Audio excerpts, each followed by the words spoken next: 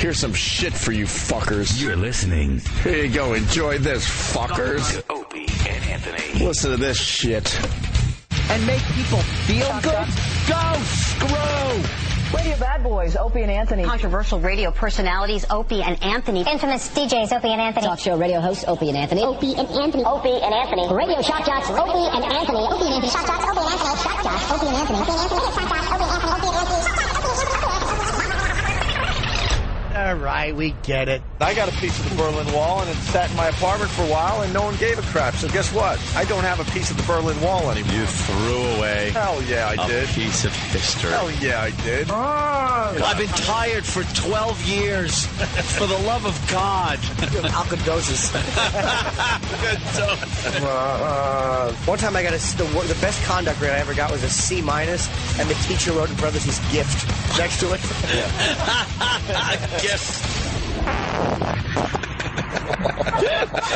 That was nice and wet. Jimmy. But enough of this palaver. Let's get the show on the road. There it is. Come on. Will that ever work? And it's really low. What? What is...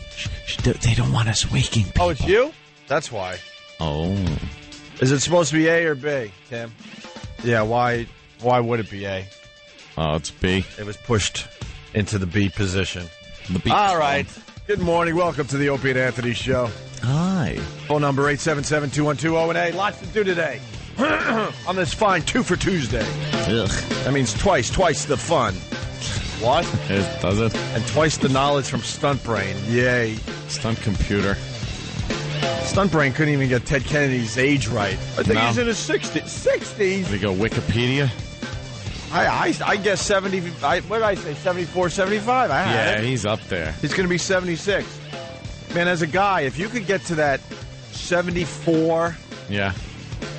that's the scary ages to get through. 74 and 75. You get through 74 and 75, you're going to live to like 90, 95 years old. You'll glide in. Yeah, those are No one dies in their 80s? Not really. It's 74. Look it up. 74, 75 are the key ages for men. Yeah. A lot of guys go right around those two ages. Yes. Speaking of which, so Ted Kennedy talked last night. The Democratic National Convention. Yeah, he got up there and he was kind of let out by somebody. They led him onto the stage, and he kept walking. They had to turn him around and go, "No, Ted, the podium's that way." Well, he's got to have his brain missing. Got a big brain tumor thing. He's got something wrapped around his arm. Yeah, his left arm had a bandage on it, his hand, and his right hand was shaking. You know, like the tremors going. But he got up there and, he was inspiring his Democratic buddies there. Well, they were saying on TV last night that, wow, this convention, I'll use my own words, is boring. Yeah. They were saying, what? They don't have a plan. They don't have a focus. The first 2 hours is just garbage TV. And then next thing you know, they're like, whoa, rumors are swirling that Mr. Kennedy is going to come out on that stage and speak. Yeah. He wasn't supposed to do that. And I guess they got him from a loading dock or something with a golf cart and got him right close to the stage, and then he got up there and talked. Yeah, I love the fact that they portray this as a big surprise. He landed the night before. Everybody knew where he was. They had a motorcade take him to the convention, bring him in the loading dock, put him on a golf cart. There was no surprise Ted was going to be there. They had a chair set up for him. Yeah. Ted thought he was golfing. They put him in the cart. He's asking his caddy for a club. At what time do I tee off? Yeah. I'll lay down. You hit the tumor out of my head with a 7-iron.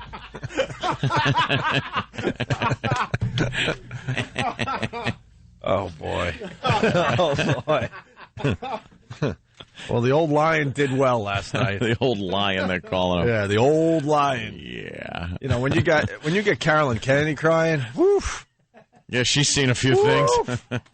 That family has seen a few things, yes. It's their share of tragedy. Yeah. They've turned tragedy into politics. Man.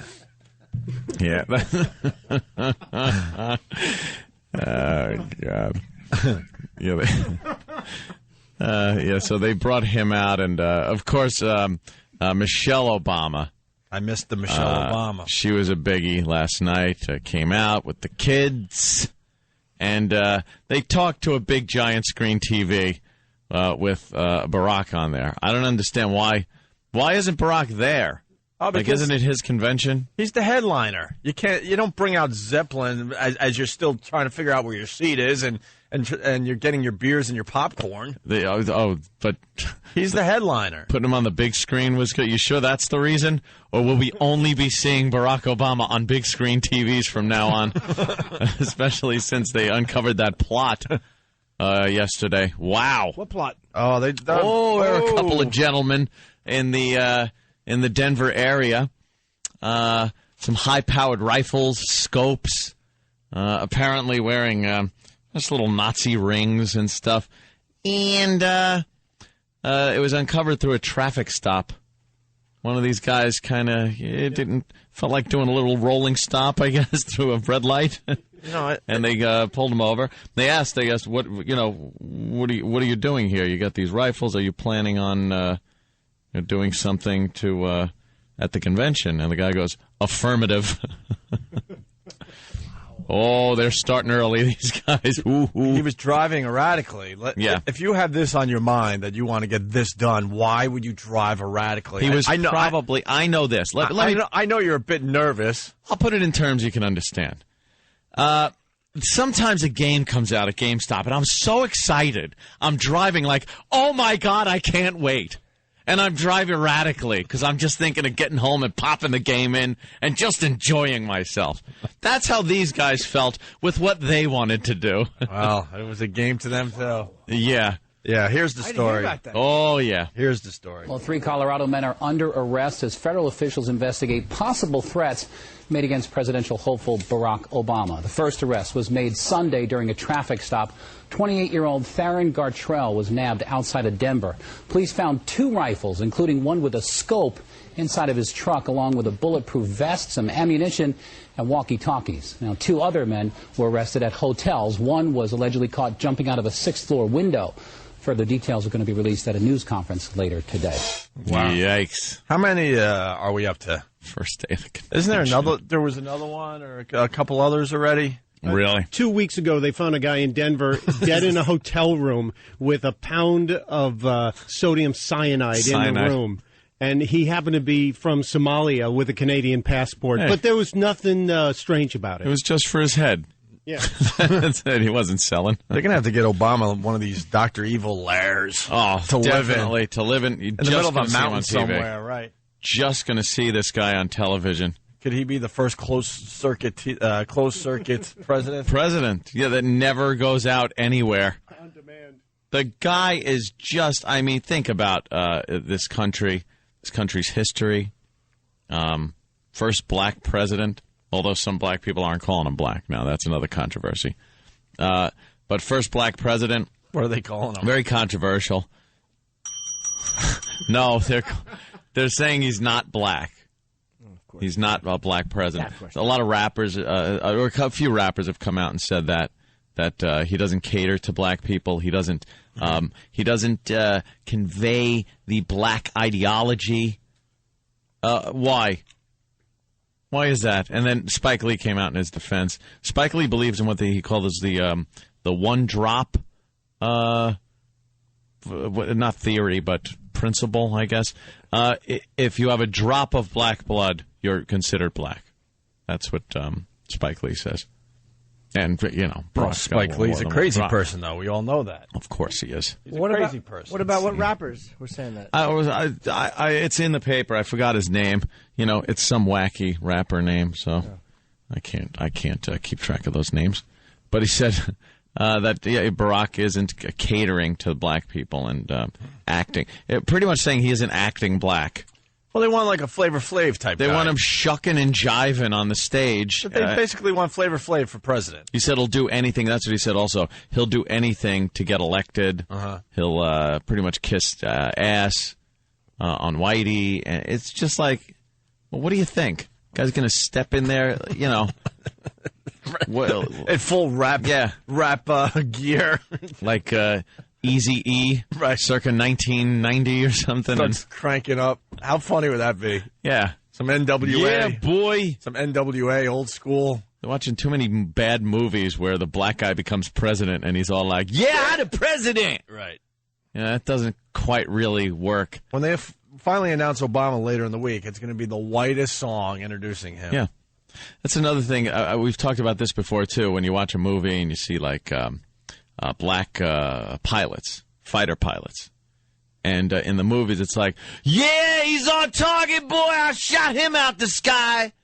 And then I watch the Discovery Channel. I watch the military channel. And you see plenty of black pilots. And they're like, well, the mission started relatively easy. Mm-hmm. We flew over the airfield that we were supposed to take out. And it's like, yeah, that's the guy. That's the fighter pilot. He's got to be able to speak to people over the radio. Right. Not shucking and jiving. We got to go to Carson City. Rob, you're on the Opie and Anthony show.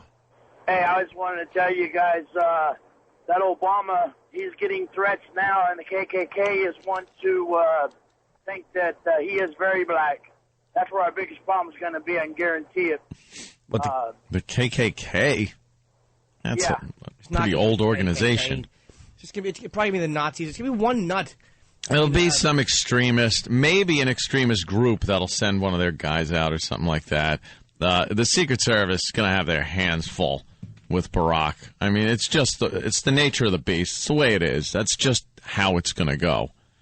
So they're gonna have their hands full, and you could tell. I mean, if day one of the convention and they're getting plots, all kinds of guys with rifles and stuff. Oof. That's just amazing. Well, yikes! Why are we doing this convention, Stunt Brain? It looks like a complete waste of time. I'm one who says it is, but apparently we can't get a virtual convention together and do it in an afternoon. It's got to be 4 days of partying, flying 50,000 people in, burning up the environment. Gigantic waste of time and money. We know what's going to happen. And a lot of tears last night for Mr. Kennedy. Yeah, tons of tears. But the weird thing, going back to the not black enough thing, Ted Kennedy said, or not Ted Kennedy. Ted Kennedy's black? Jesse Jackson said a year ago that Barack was acting white in the terms of the attack on the strippers. Remember that? And then just in January, Andrew Young said he was not acting black enough. So Jesse's where's this coming ass. from? Because it's amazing how black people, it's like they complain about white. It's like, stop being obsessed with your own race. Yeah. We get it. And he's the first black president, and if you don't behave a certain way, white people are going to say you're too black. Or if you don't behave a certain black, you're not black enough. Shut up. Yeah, we're just trying to warm up to this right now. I mean, trying to get elected. Yeah, down the road maybe we'll be ready for a Flavor Flav type president. Think so? Right, but right now, give us a break. We're trying to warm up to this idea. When Ted Kennedy turned his head last night, whoa. Oh, would you hear sloshing? Wow. Did you see the side of his head? What? They cut out his brain! The hair is completely missing on the left side of his head. Really? Oh, you didn't see that part? Well, they got to get to it somehow, I guess. Oh, my God. I didn't see that, no. He looked pretty good from, looking right at him, but then he kind of turned to the side to wave, and it was a horror show on the left side of his Oh, does he have a giant head too? So. Big, bloated alcohol head. It does. He's just got a big, fat head. And he wants to be down there in Washington in January. Oh, does he? And everybody in the crowd last night were like, well, that's Ted. Well, he'll be close. He's the old enough. lion. He'll be close. Arlington National Cemetery. He'll have a good view from the top of the hill. Jesus Christ. He'll have one of the best views in Washington. Oof. We hardly knew ye. Yeah, it's not looking good for Mr. Ted Kennedy, huh? No. They said he came from his sickbed. Really? Yeah, it was one of those moments, though, people are going to remember. Yeah. I think you just heard the last, public speech by Ted Kennedy. His last hurrah. That was it right there. So they'll show that during all the retrospectives that they do on his life, where they show some of his speeches. And then that'll be the end. And then his last speech given... He was a fighter right to the end. Who knew it would only be 2 days? He was working for his country right to the end. Try to make America a better place for you and all the politicians that come out. He dedicated his life to civil service. By the way, one of the 4 guys, if I could believe instant feedback, one of the 4 guys arrested in the assassination attempt of Mr. Obama. Well, it didn't get to that point, right? Yeah. His name was Adolf. No. That's what they're saying. His name, you think, or think he changed it because he liked how white it sounded? Yeah, he probably changed it. No one names their. What a coincidence that the parents would name this little baby Adolf, and he'll grow up to be a white supremacist Nazi. It's. I think he kind of took the name. Yeah. Why, guys? Why? Yeah. There are some angry people in this country that really do not like diversity, do not like new ideology, and do not like the idea of a black president. So they'll, go to great lengths to keep that from happening. Yeah. What do we got on the old schedule for the convention today? Yeah, who's speaking? We got Hillary speaking today? Or Yes, today is Hillary's day in the tank. And it's all, that Hillary, what a, C word. C word. C word. She's got to make this all about her still. She was speaking to the news and to some supporters, and she's talking about how she will release her delegates, and she's going to get up there and say that they should vote for Obama, and that, like, it's all about her. She could drop off the face of the earth right now, and her supporters are either going to vote for Obama or not, depending on what she says. What's Hillary say? Who should I vote for? But that's basically how it always has been. A candidate drops out and then goes, well, I'm going to vote for, and now that means you should vote for. It's part of the process. Well, the problem the Democratic Party has is that they were all against each other at one point when they were trying to get the nomination. So they have all of them bashing the crap out of each other. Yeah. And now all these things are coming up in McCain ads. Yeah. McCain is just showing them at debates while they're giving speeches, talking about how awful the other candidates are. I got one of those right here. I'm a proud Hillary Clinton Democrat. She had the experience and judgment to be president. Now, in a first for me, I'm supporting a Republican, John McCain. I respect his maverick and independent streak, and now he's the one with the experience and judgment. A lot of Democrats will vote McCain. It's okay, really. Oh. I'm John McCain. Of course you It's approve. okay. Oh, I thought that was going to be one of those where... I know. We don't have one of those yet, but Damn it. We started with that one. She's a bad actress. That is It's okay. There's some horrendous acting going on there by that broad. Louis Beans, vote for Yeah. McCain. Louis Beans. Here's the thing. And then his hand shakes and his face shakes a little. And there's nothing. Here's the thing. First of all, there'll be no second of all. Yeah. What Anthony was getting at, though, McCain is using some sound bites where Hillary is, trashing Obama. Hillary and Joe Biden. Mm-hmm. Like, all of them were just beating the crap out of each other. And the biggest thing with Obama was his lack of experience. And they jumped on it when they were trying to get the nomination. And that's something that McCain is using a lot of, saying that he doesn't have the experience to be president.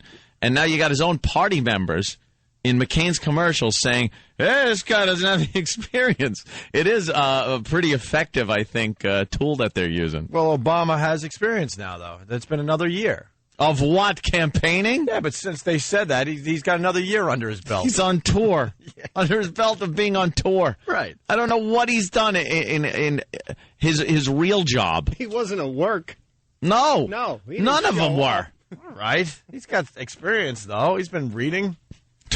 Hey, how was Michelle Obama's speech? Was she good? I cannot stand that woman. What? I don't like her face. I don't like the thing she does with her mouth. She does something with her mouth that annoys me. All right, so she doesn't have luscious lips. And they parade the kids out to wave at the big screen TV at Daddy. That was quite a moment. Ooh, that was a nice hugging moment. They're waving at a friggin' flat screen. with Daddy on it. They're waving at Max Headroom. Yeah, Daddy in the vault. Yeah, he's going to do the entire term from a vault. Yeah, he's with the missiles somewhere. In a missile silo. He's with the missiles in the middle of a desert somewhere. I want to get the things Anthony doesn't like about Obama's family. You don't like the way her lips go when she talks, or the way the kids wave at Dad. I didn't like the way the kids waved at Dad. Well, it's not really a family man, so that makes perfect sense. I don't like this Michelle Obama. I think she is a phony. She's a lot more. I think she's not as open to all this new ideology as she likes to put across to the peeps. She looked more polished, though. I think she's than last time. Yeah, I think she's very, very much into black causes, which could influence the president. Which, you never know. These wives, they get in there, they start yapping.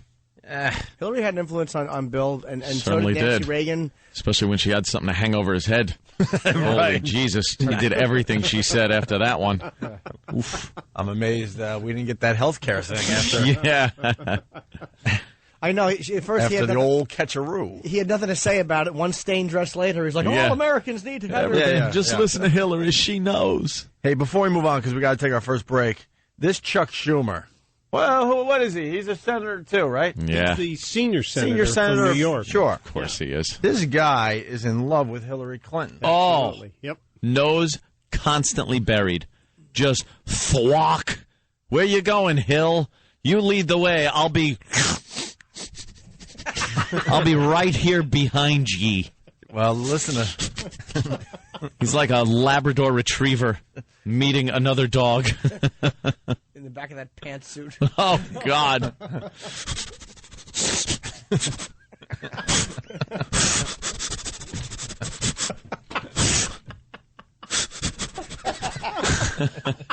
Just, what a kiss ass. And he's the senior senator. Yeah. Well, is he in love with this broad? Well, listen to this.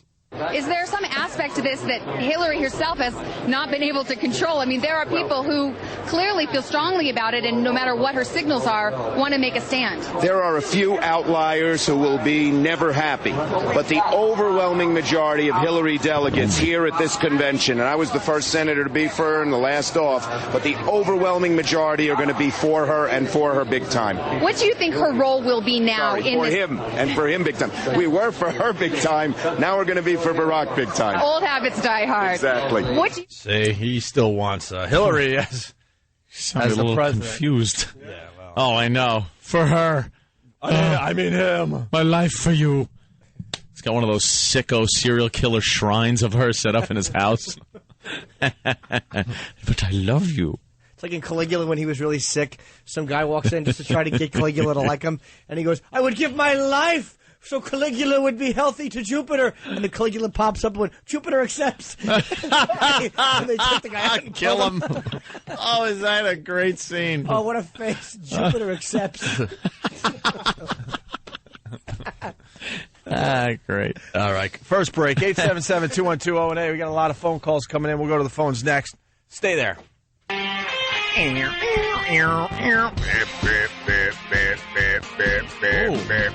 You're checking out the Opie and Anthony Show. I want to try something right now. For the next 15 minutes, we're going to take your poop stories at 877-212-0-A. Poop stories for the next 15 minutes. 877-212-0-A. Okay. We were talking politics, and the phones were like non-existent. It's kryptonite. Yeah. It's phone kryptonite when you talk politics. But, man, you talk about poop, and those phones are... Oh. Get a ringing. They light up. There you go. You got two already. They love their... Amazing. Love their poop stories. You know, we were kind of talking about the Democrats, but John McCain. Yeah. I don't know how we got to this point where it's John McCain or Obama. This just amazes me. The greatest country I was going to say the greatest country in America. The greatest country in the world, and we're down to John McCain and Obama. It doesn't seem right. It is just an odd chain of events that brought us here. There seemed to be other candidates that were a little more reputable on both sides. But we get caught up in the, what else are you going to call it? The cult of personality. We kind of love celebrity. We like something a little different and a little scary at times. We just like doing that. We like things that are like movies. We like to feel like we're in a little movie. Interesting things to talk about. Mm-hmm. You're absolutely right. But they got footage on TV this morning. John McCain hanging out with Daddy Yankee. Daddy Yankee? He's like the big reggaeton star. Great. That's who he's hanging out with. What is he trying? You know something? Don't try so hard to appease everybody and make everybody your pal. Go with your core constituency and just don't worry about it so much. I can't stand when people do these phony things, like meeting people they would never in 1,000 years be around. I guarantee John McCain has never heard Daddy Yankee's music. Of course. I love Daddy Yankee. Right. What? Should rather take a rifle butt to the head again than listen to Daddy Yankee. That's what the reporter should be saying, though. I got a question. Yes. Mr. McCain, could you sing one Daddy Yankee song? No. Actually, when they told me I was meeting Daddy Yankee, I thought I was going to see Yogi Berra. I didn't know who they dragged out. Some Hispanic gentleman. He was also hanging out with the hot Misty May. Yes. From beach volleyball. Yeah. All of a sudden, he's a beach volleyball fan, I guess. Sure he is. He probably doesn't. I bet you he didn't even know what sports she played in the Olympics. I bet you someone had to tell him. We got Misty May. She won a gold medal, beach volleyball. She's going to hang with us today. He thought it was bitch volleyball. That's what they call the women's sports. I'd like to see him try to go up for the spike. Hands are straight out. You can't even play the game. Hey, by the way, that was just a test. You can hang up. We don't want poop stories today. Yeah, but you're absolutely right. Yeah, it just proves our point. We're trying to get a little intelligence out there, or what we think is intelligent. We talk about the most important thing probably going on in this country right now, the election, and the phones were dead. You say poop stories, phones light up. Phones, ding ding, and that's why I love this radio show. That's all right. People listen.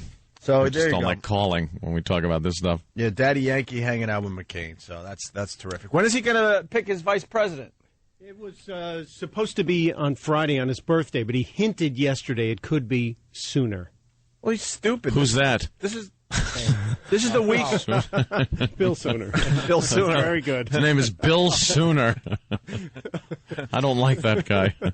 This is the week for the Democrats, so it wouldn't be kind of dumb to announce this week? I think it'd be kind of cheesy. Stick to your schedule. Let them have their day and then go do your thing. You got what's they call last licks. Yeah. You're up last, so let them do whatever they got to do. They'll get a little rise in the polls because that always happens after the convention.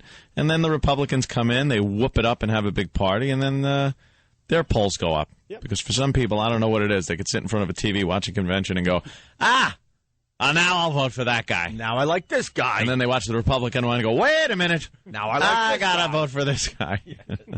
That's America. The polls are ridiculous. Steve's face. Oh, yes. Oh, I know. Steve shaved his stuff. All of his facial hair is gone.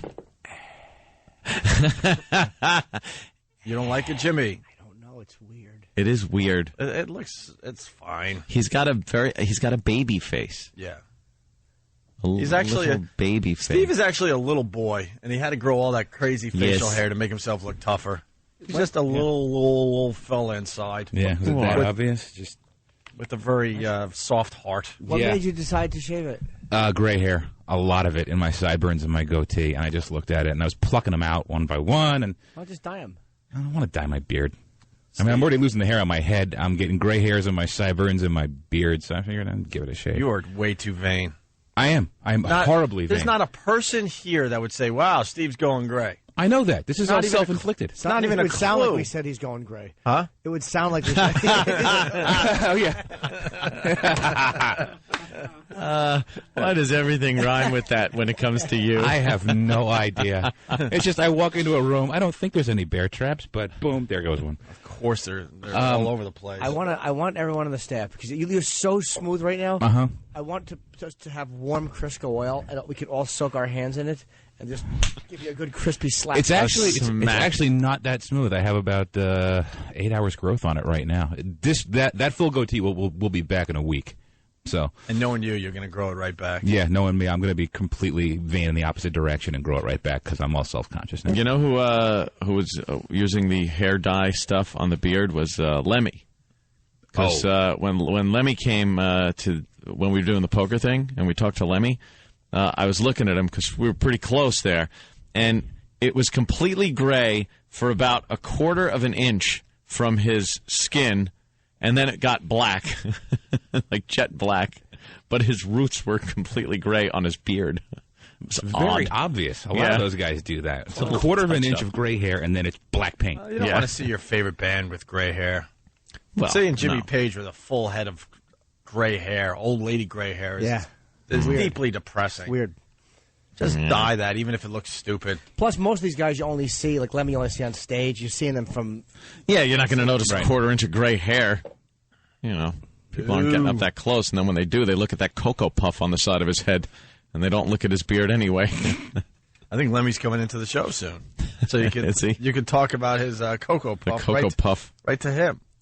I saw him when I was at the Brooklyn show. I just saw him briefly before the Motorhead went on, and then they bring me back to see him, and he's just sitting there with no shirt, reading a Clive Barker novel. Really? That's what you guys do before you go on. He's such a weirdo. He really is out of his mind. It's like a gentleman just sitting there with a gentleman. He Jack is a Daniels gentleman. and potato chips. Jimmy, he co-wrote a lot of those hit Ozzy songs from No More Tears. I know. I mean, like he's got a lot of great songwriting credits. He's an excellent writer. He's just a man who drinks a lot. Of course. Yes. Isn't there a Motorhead CD coming out today? Motorizer. Wow, is that today? I believe so. Yeah. Oh, is it today? I thought it was next week. Yeah, and then you got the Tiger Woods golf coming out. That's way more important than a Motorhead CD. Oh my God, yeah. No, you'll hurt your thumbs with Tiger Woods golf. Yeah, I got sore thumbs from playing too much Hot Shots golf the last few days. Hey, Red Sox playing their final regular season series at Yankee Stadium starting tonight. Yeah, they're what are the Yankees 5 games out of the wild card, something like that, behind the Sox. So they're going for a series. Their last. Well, it's the last year of Yankee Stadium, so every week it's like, well, this is the last time the Kansas City Royals are going to be in town. Whoop-de-doo. This is going to be the last week that Joe Torre thinks about Yankee Stadium. Enough. Just let's move on. So they got all the big Red Sox, Yankees highlights in the paper today. All the great things that happened when the Red Sox came to town. Fantastic. So there's some good reading in the paper if you're a sports fan. Am I crazy? Is Madonna? Did they show that? Or does she really have McCain right after Hitler? Yeah. Oh yeah. But is it tied into a bunch of? Are they showing a bunch of people in a row? Yes. They're doing a bunch of despots, and McCain is in there, and then they do the same with Heroes and Obama. You know what? Yeah, she is. Stupid old liberal. You're a liberal old lady, and you're really out of touch. Totally out of touch. The guy took torture so his other POWs wouldn't be demoralized. He could have left the POW camp early. Yeah. Whether you like McCain or not, to compare him to Hitler, it's like, you stupid old bitch. What a stupid, irrelevant old lady. The comparison of anyone to Hitler, except maybe that war criminal over there in friggin' not Chechnya. Yeah, he was a pretty bad dude. Yeah. But I mean, comparing anyone to Hitler, you're kind of bringing down, the damage Hitler did. It's like McCain, Hitler. Nah, I don't think There's so. a big drop off between number 1 and number 2. Big drop off. Who would be the number 2? Number 2, yeah, Milosevic. As you would go with him? As I don't know, Stalin. Wow. As far as horrific, Stalin, it was so secretive. What about Pol Pot? Pol Pot, yeah. Cambodia. Wow. Yeah, that was some heavy duty stuff. Plenty of skulls to go around. I'm sure there's warlords too that would. Khmer Rouge. Yeah. I'm sure there's a few warlords whose names we don't know. We just know the results. Yeah. Well, McCain is lashing out at Madonna today. John McCain's campaign hit back at Madonna on Sunday after the pop diva kicked off her world tour with a concert that bracketed the U.S. presidential candidate with Adolf Hitler. McCain's campaign He's touring with Hitler? What? Spokesman. That's what it sounded like. Yeah. Tucker Bonds angrily condemned the segment of Madonna's concert on Saturday that appeared to draw a comparison between McCain, Hitler, and Zimbabwean strongman Robert Mugabe. Mugabe, yeah. But it's just like such an ill-informed, stupid old lady thing to do. It's like, we get it. You're an artist. You're for the liberal. We get it. She's been doing this her whole career, though. But it's like you cornball. You old bitch cornball. Yeah. Going for the easy target. Oh, McCain, he's a dictator. Is he really? Stupid. And I bet the audience just hooted and hollered. Well, they woo. Yeah. Woo! Madonna! Woo! Sounded like a lot of sirens. She's done. She's still trying to wear these sexy outfits on stage. Look, man, I wouldn't touch a 50-year-old, but you got to give it to her. You don't. For 50, you got to give it to her. The photographs that they take. Look at that photo. Put it up on ONARadio.com. What about it? Show it from the front. I think she's sexy. If she took her clothes off a room in front of you, you would be disgusted at what you saw. Well, there would be a ligament problem. She's got zero body fat. Yeah. Which on an old broad like that, just, ugh. I'm obsessed with ligaments. That's the difference between young women and older women. I'm not a fan of the ligament. I'm not a fan of the ligament either. You're right. Have your ligaments removed. Even a girl that tones her body a little bit, it's okay. You don't really see the ligaments because there's still some what we like to call baby fat hanging around. Right. But you get a little older and those ligaments start to become very obvious. Yeah. So Madonna's apparent swipe at McCain came during a performance of the song "Get Stupid." Oh, I get it. Because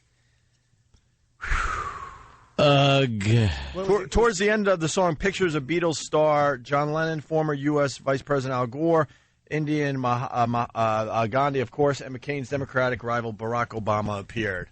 And, man, I bet you they were applauding that like you guys said. Of course. She's such a predictable old bag. It's like, just shut your mouth. The guy, why would you tie him into that? It's like, are you that shallow as an entertainer?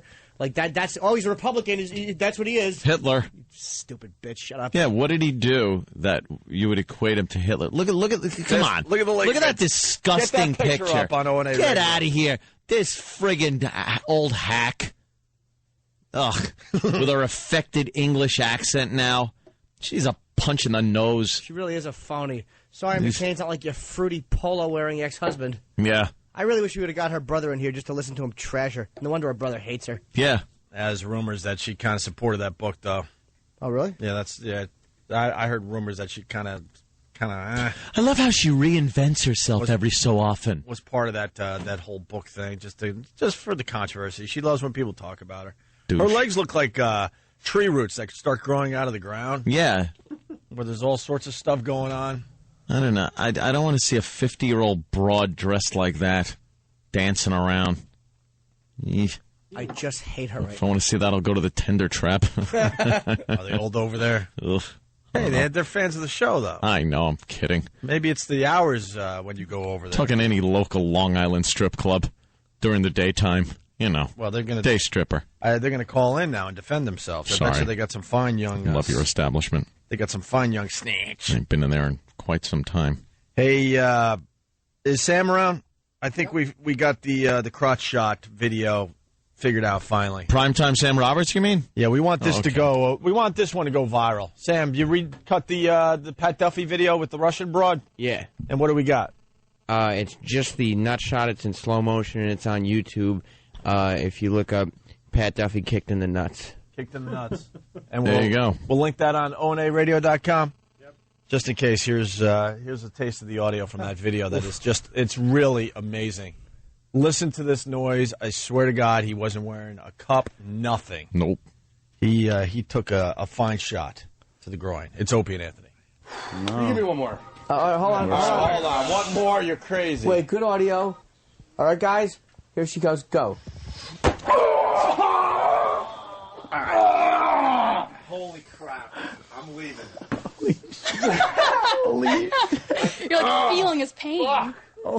Dude, I'm dizzy. and I didn't even get hit. Wow. How the fuck can you take a shot like that? They are fucked up. Oh, my God. Come on.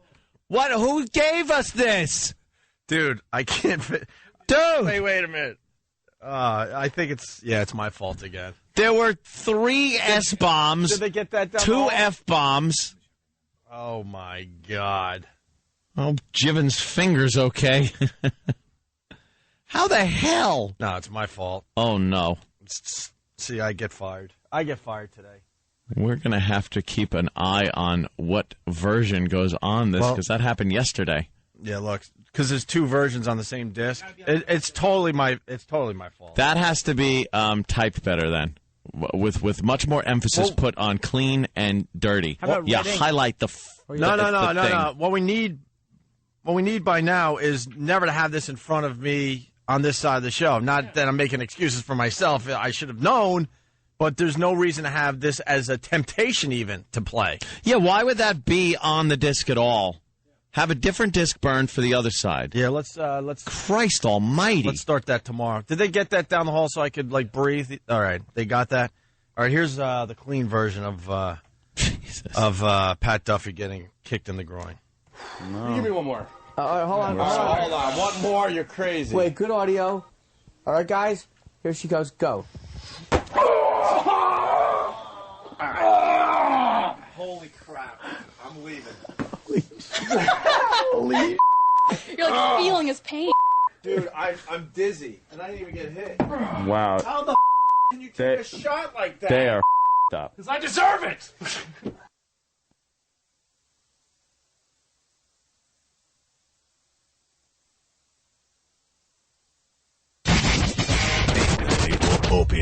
Opie and Anthony. XM202. The virus. Call the Opie and Anthony Show. 866-WOW-1-WOW. 866-WOW-1-WOW. Cell phone and PDA users send your message to feedback@opieandanthony.com. All right, I'm going to start breaking stuff. Seriously. Watch this. All right. Don't hurt your foot. Don't break your shoe. Okay, it's broken. Wow. Now we need a new one. How many times do I have to say It it? usually works, though. No, now we need a new one. No, I mean, that usually works in Watch. getting a new one. Now we do need a new one. Now we need a new one. Holy Jesus. What was that, by the way? This is the CD player that's been messing up for like months. Now we need a new one. Oops. How much of an old lady am I? Don't hurt your foot. Watch your foot. You could hurt yourself. Yeah, it has an error. Error. Put it on my bill. I'll buy a new one for the stupid company. Ooh. God. Yeah, hit me up. All right. Back with the Opie and Anthony Show. Good morning to everybody. How you doing? It's Opie and Anthony. I think I broke my toe because I'm wearing the wrong shoes to kick stuff today. Yeah. I'm not even kidding. Want to rub your foot? Need your steel-toed My toe boots. is killing me. I'm stupid. And the phones are shot today, too. Yeah, the phones are broken. Apparently, just like 2 lines work. We could get phone calls from our XM audience. We can't get phone calls from our regular audience today. Jiminy Cricket. We knew something was going on because, I don't know, we had good conversation about Ted Kennedy and all that to start the show, and the People phones are not ringing at all. People like getting involved. So forget about giving out that phone number.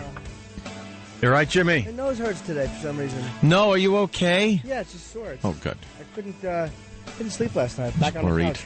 I get worried. I watched the final Generation Kill installation. I haven't seen the final one yet. Oh Can you my believe God. it? That's good. Yeah? Yeah, it was Good. a really good series. I'll see it. Yeah. I love that show. I didn't love it. I liked it. Yeah, I thought it was very good. Yeah, it was well acted. Good characters. I didn't know if your toe's busted. I'm not even kidding. If you can't bend it without excruciating pain. How about I can't breathe without excruciating pain? All right, that could be a You have problem. to pirouette on your right foot. Yeah. That's what I always do if I think I have a toe damaged. I picked the wrong day to wear sneakers. I usually wear boots. That would have come apart really nice, and I would have saved my toe. Yeah. All right, sorry. By the way, can I point out what a phony I am? Yeah. And my friend texted me. I'm so glad to hear that you hate Madonna. You have a signed photo of her in your kitchen. Right across from your signed Jeter photo. Jimmy never says that he adores these people or can't dislike them. He just likes having signed pictures with them. My name should be Worm Norton. I am pathetic. All right, you got to take those down now, Jimmy. No, I don't. I'm coming over today to take those pictures away. You shouldn't have them up in your apartment. Can I tell you how funny Sarah Silverman is? She was at the cellar last night. She just went in and did a spot. Mm-hmm. She is. How could anybody not think she's funny? Yeah, I think she's very funny. God, is she hilarious? What was she? Was she talking about the split? No, she didn't. No, but I didn't see her entire set. I was looking at the monitor and she happened to be on. Yeah, I didn't know she was going on. And her and Jimmy Kimmel, not a night. Some get well card for hysterectomies. She's just so goddamn funny. She's just brutal. What the hell's that? That's her ass. That's Sarah's cheeks? Wow. Wowee. She doesn't have an atrophied butt. No, Sarah always had a good body on her. She dresses down on stage like she wears flannel and jeans. She doesn't try to sexy herself up. Yeah. She have a nose job?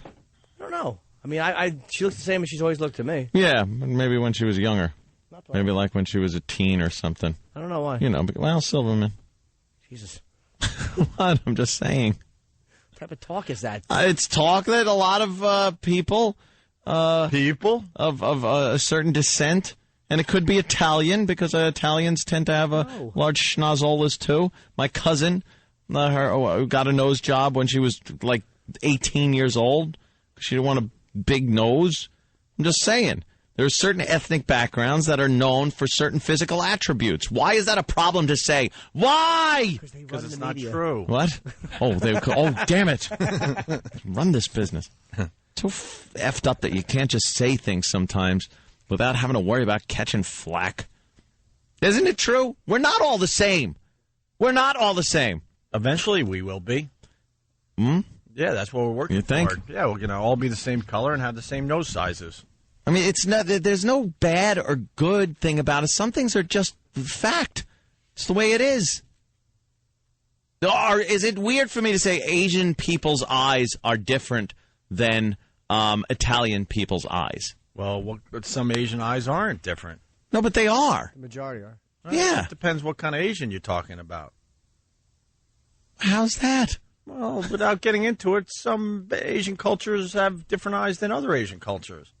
And the one Asian culture, their eyes aren't that much different than ours. But they're very, like, almond-shaped.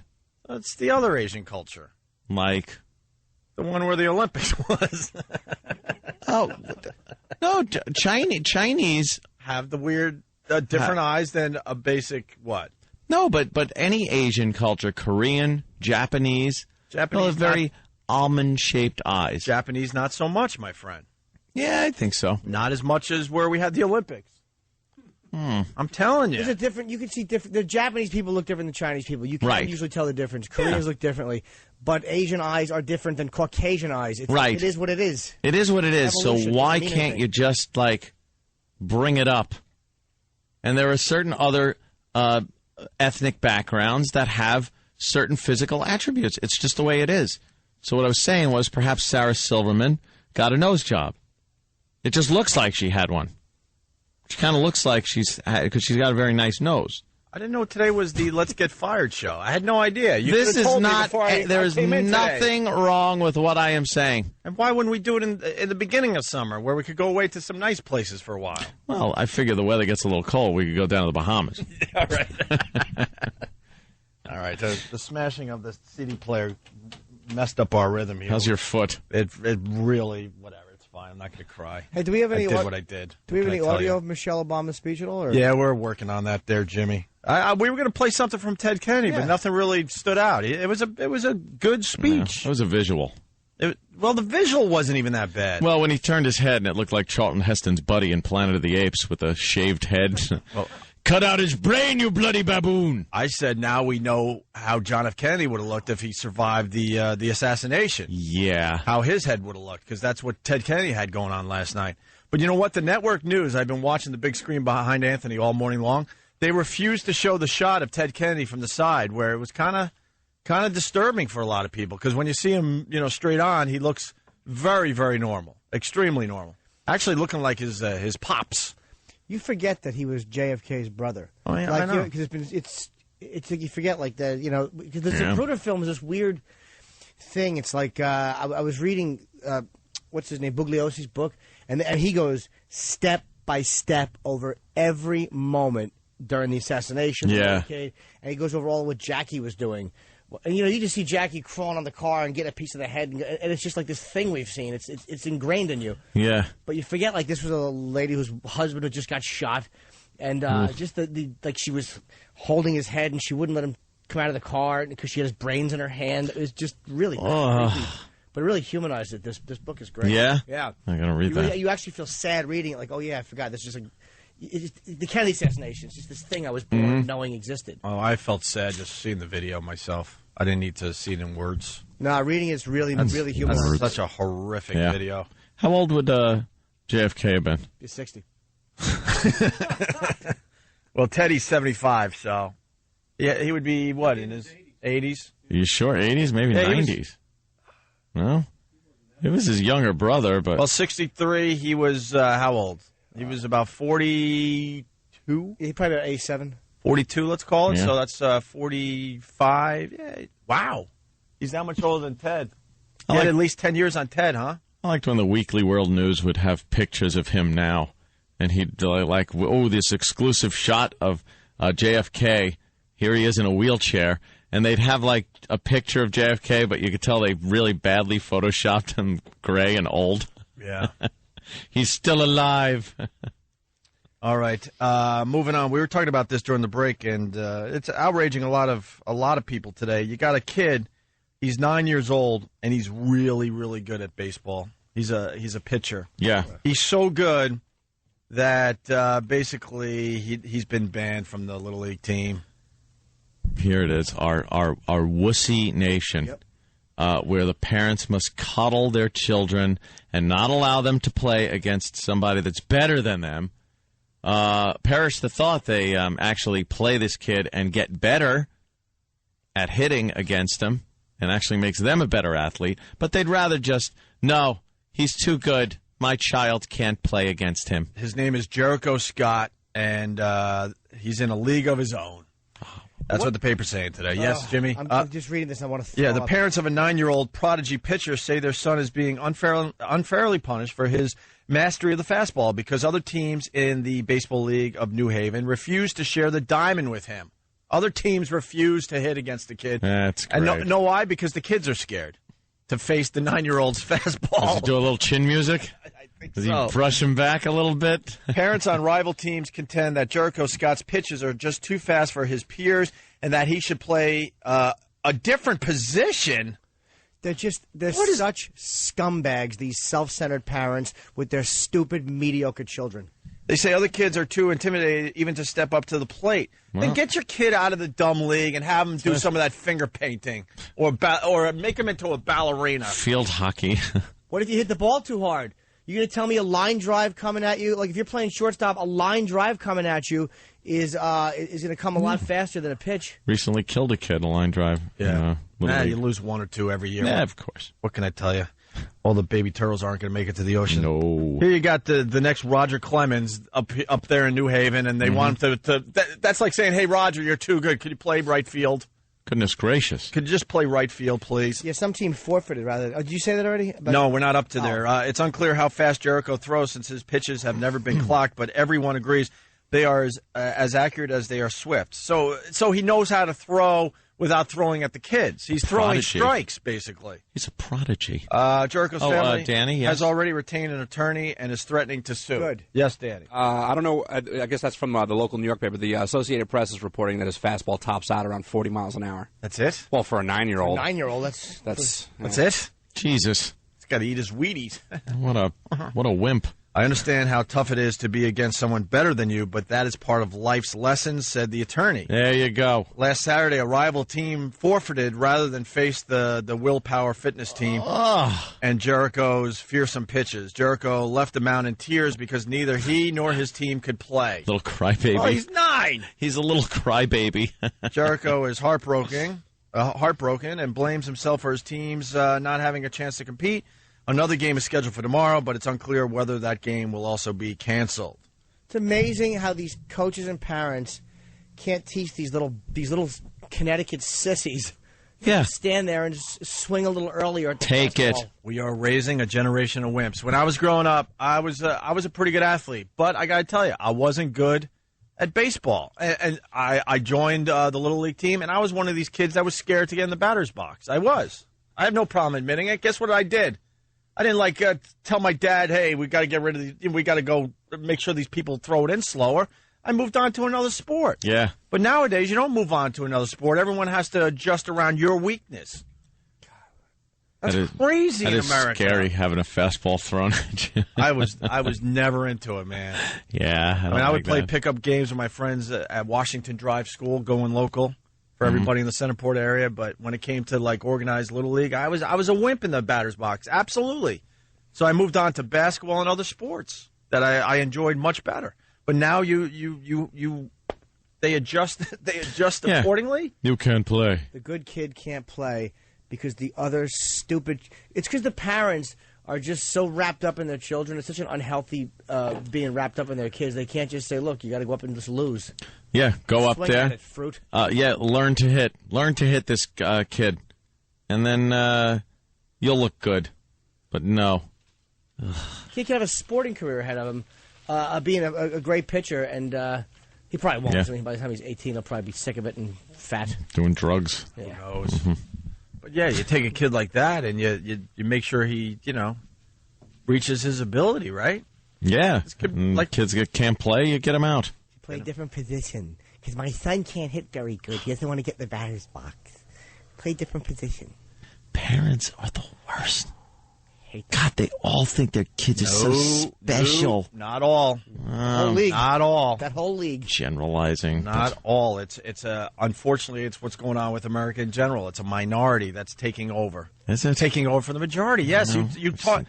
Dude, well, if we had phones working today, this would be a great topic. I'm telling you, the parents would come out of the woodwork going, we are so effing frustrated. Yeah. In our town, this is what's going on. We do this bit a lot. These dumb It's parents, not. I'm telling you, it's not the majority, but the minority are getting a lot done. They fight at hockey games. They're just so obsessed with their children's athletics. It's just so irritating.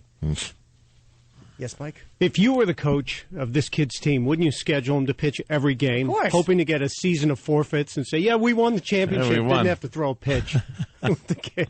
They should go. Rob on Long Island, let him make the point. We got XM calls coming in today. That's all we got today. Rob, what's up, buddy? Hello, boys. Hey. I know you hate soccer, but when I was a kid, that's all we did was play soccer. We trounced the New York State Cup for 3 years in a row. They made us play 2 years up against 2 years above our age group so that we would actually not destroy everyone. And we still made it to the semis, but that's how they dealt with us. We were too good. They made us play the kids that were 2 full years older than us. I think as far as this 9-year-old goes, they should just put him up in the bigger, the majors. Oh, yeah. Let him go in the majors with his 45-mile-an-hour fastball. That'll discourage the little effer. There you go. But in this case, maybe you let him, pitch for the 12-year-old league. If he's that good, because he might not be learning anything at that level at this point. Learn how to. But still, the make team kids look silly. But the team shouldn't be forfeiting. No. 40 miles an hour for a 9-year-old is amazing. I think so, too. I mean, Clemens is adult pitchers pitch 95. I mean, that's a great fastball. 90 miles an hour fastball is really good. So he's almost halfway there. He's 9. At 9. Then again, you don't double every year. The little arm.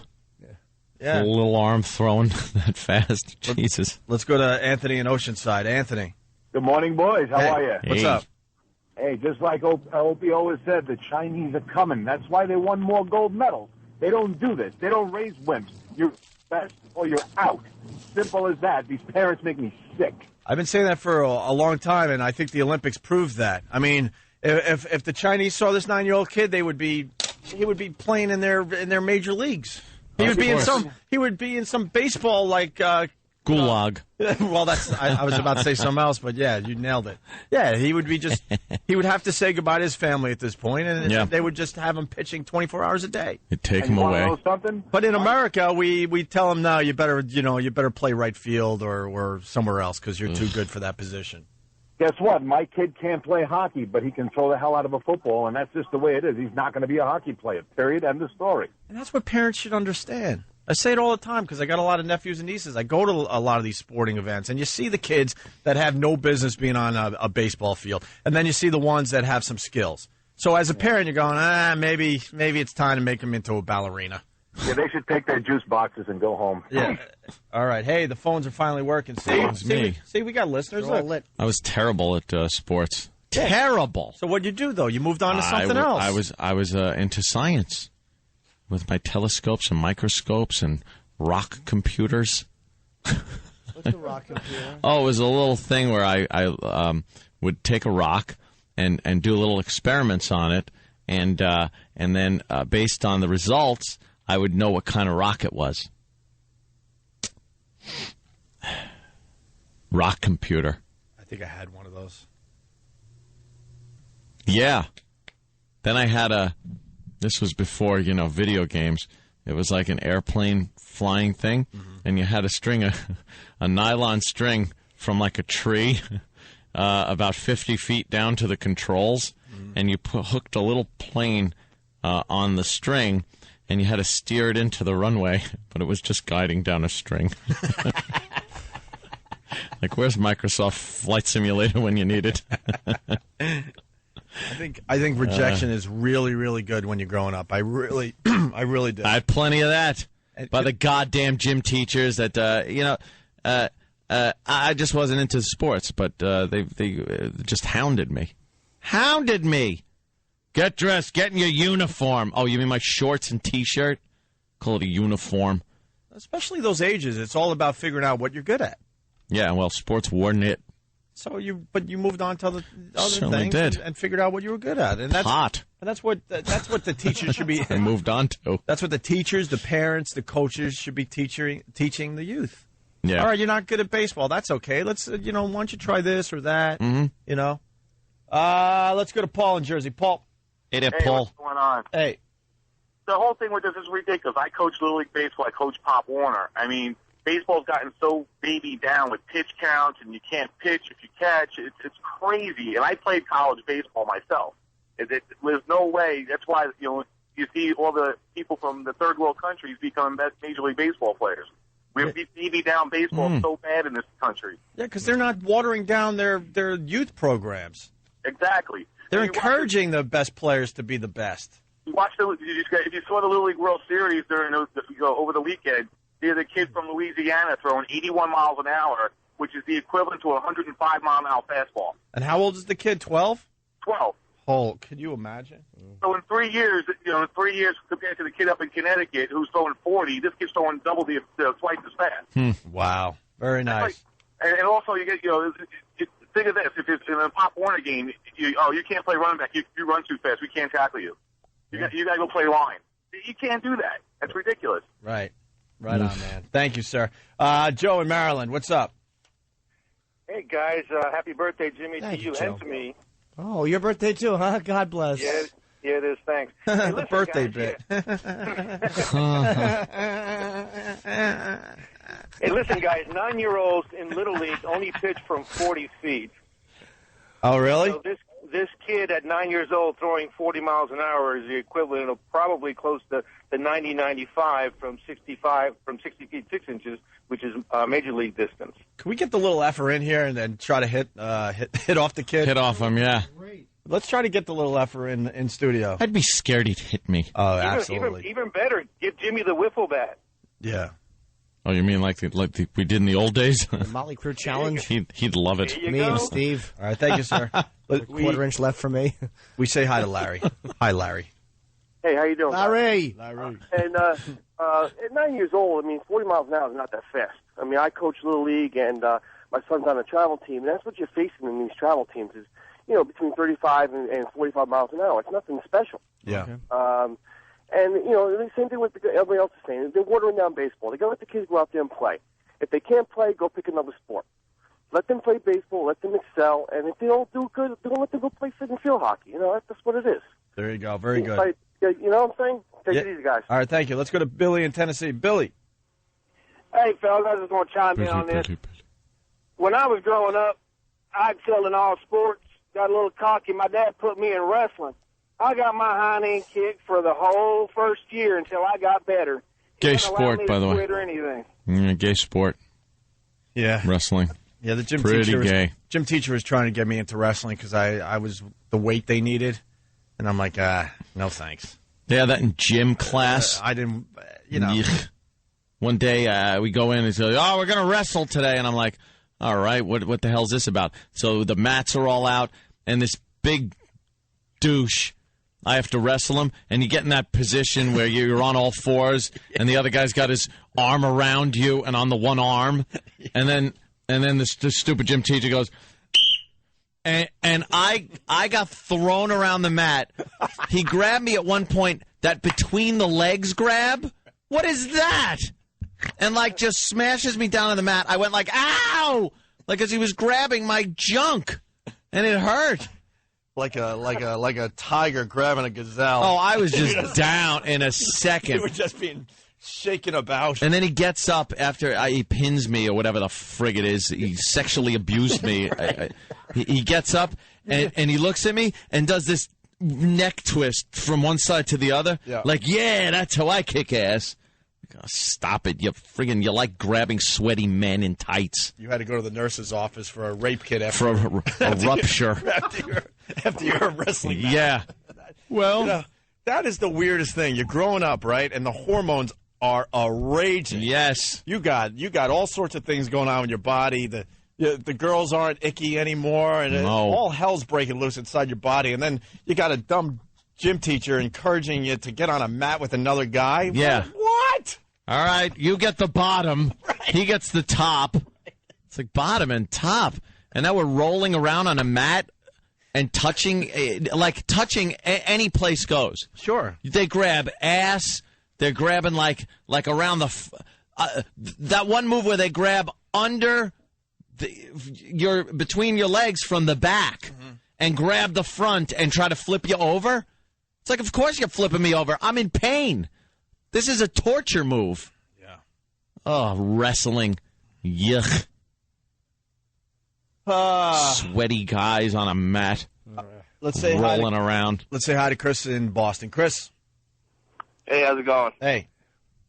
How's it going, guys? Hey, listen, I got the same issue as this kid's parents. Listen, my 6-year-old son plays t-ball, and every time we play a game against these other teams, all the parents complain that my kid hits the ball too hard. So it's like, he's 6 years old, you know what I mean?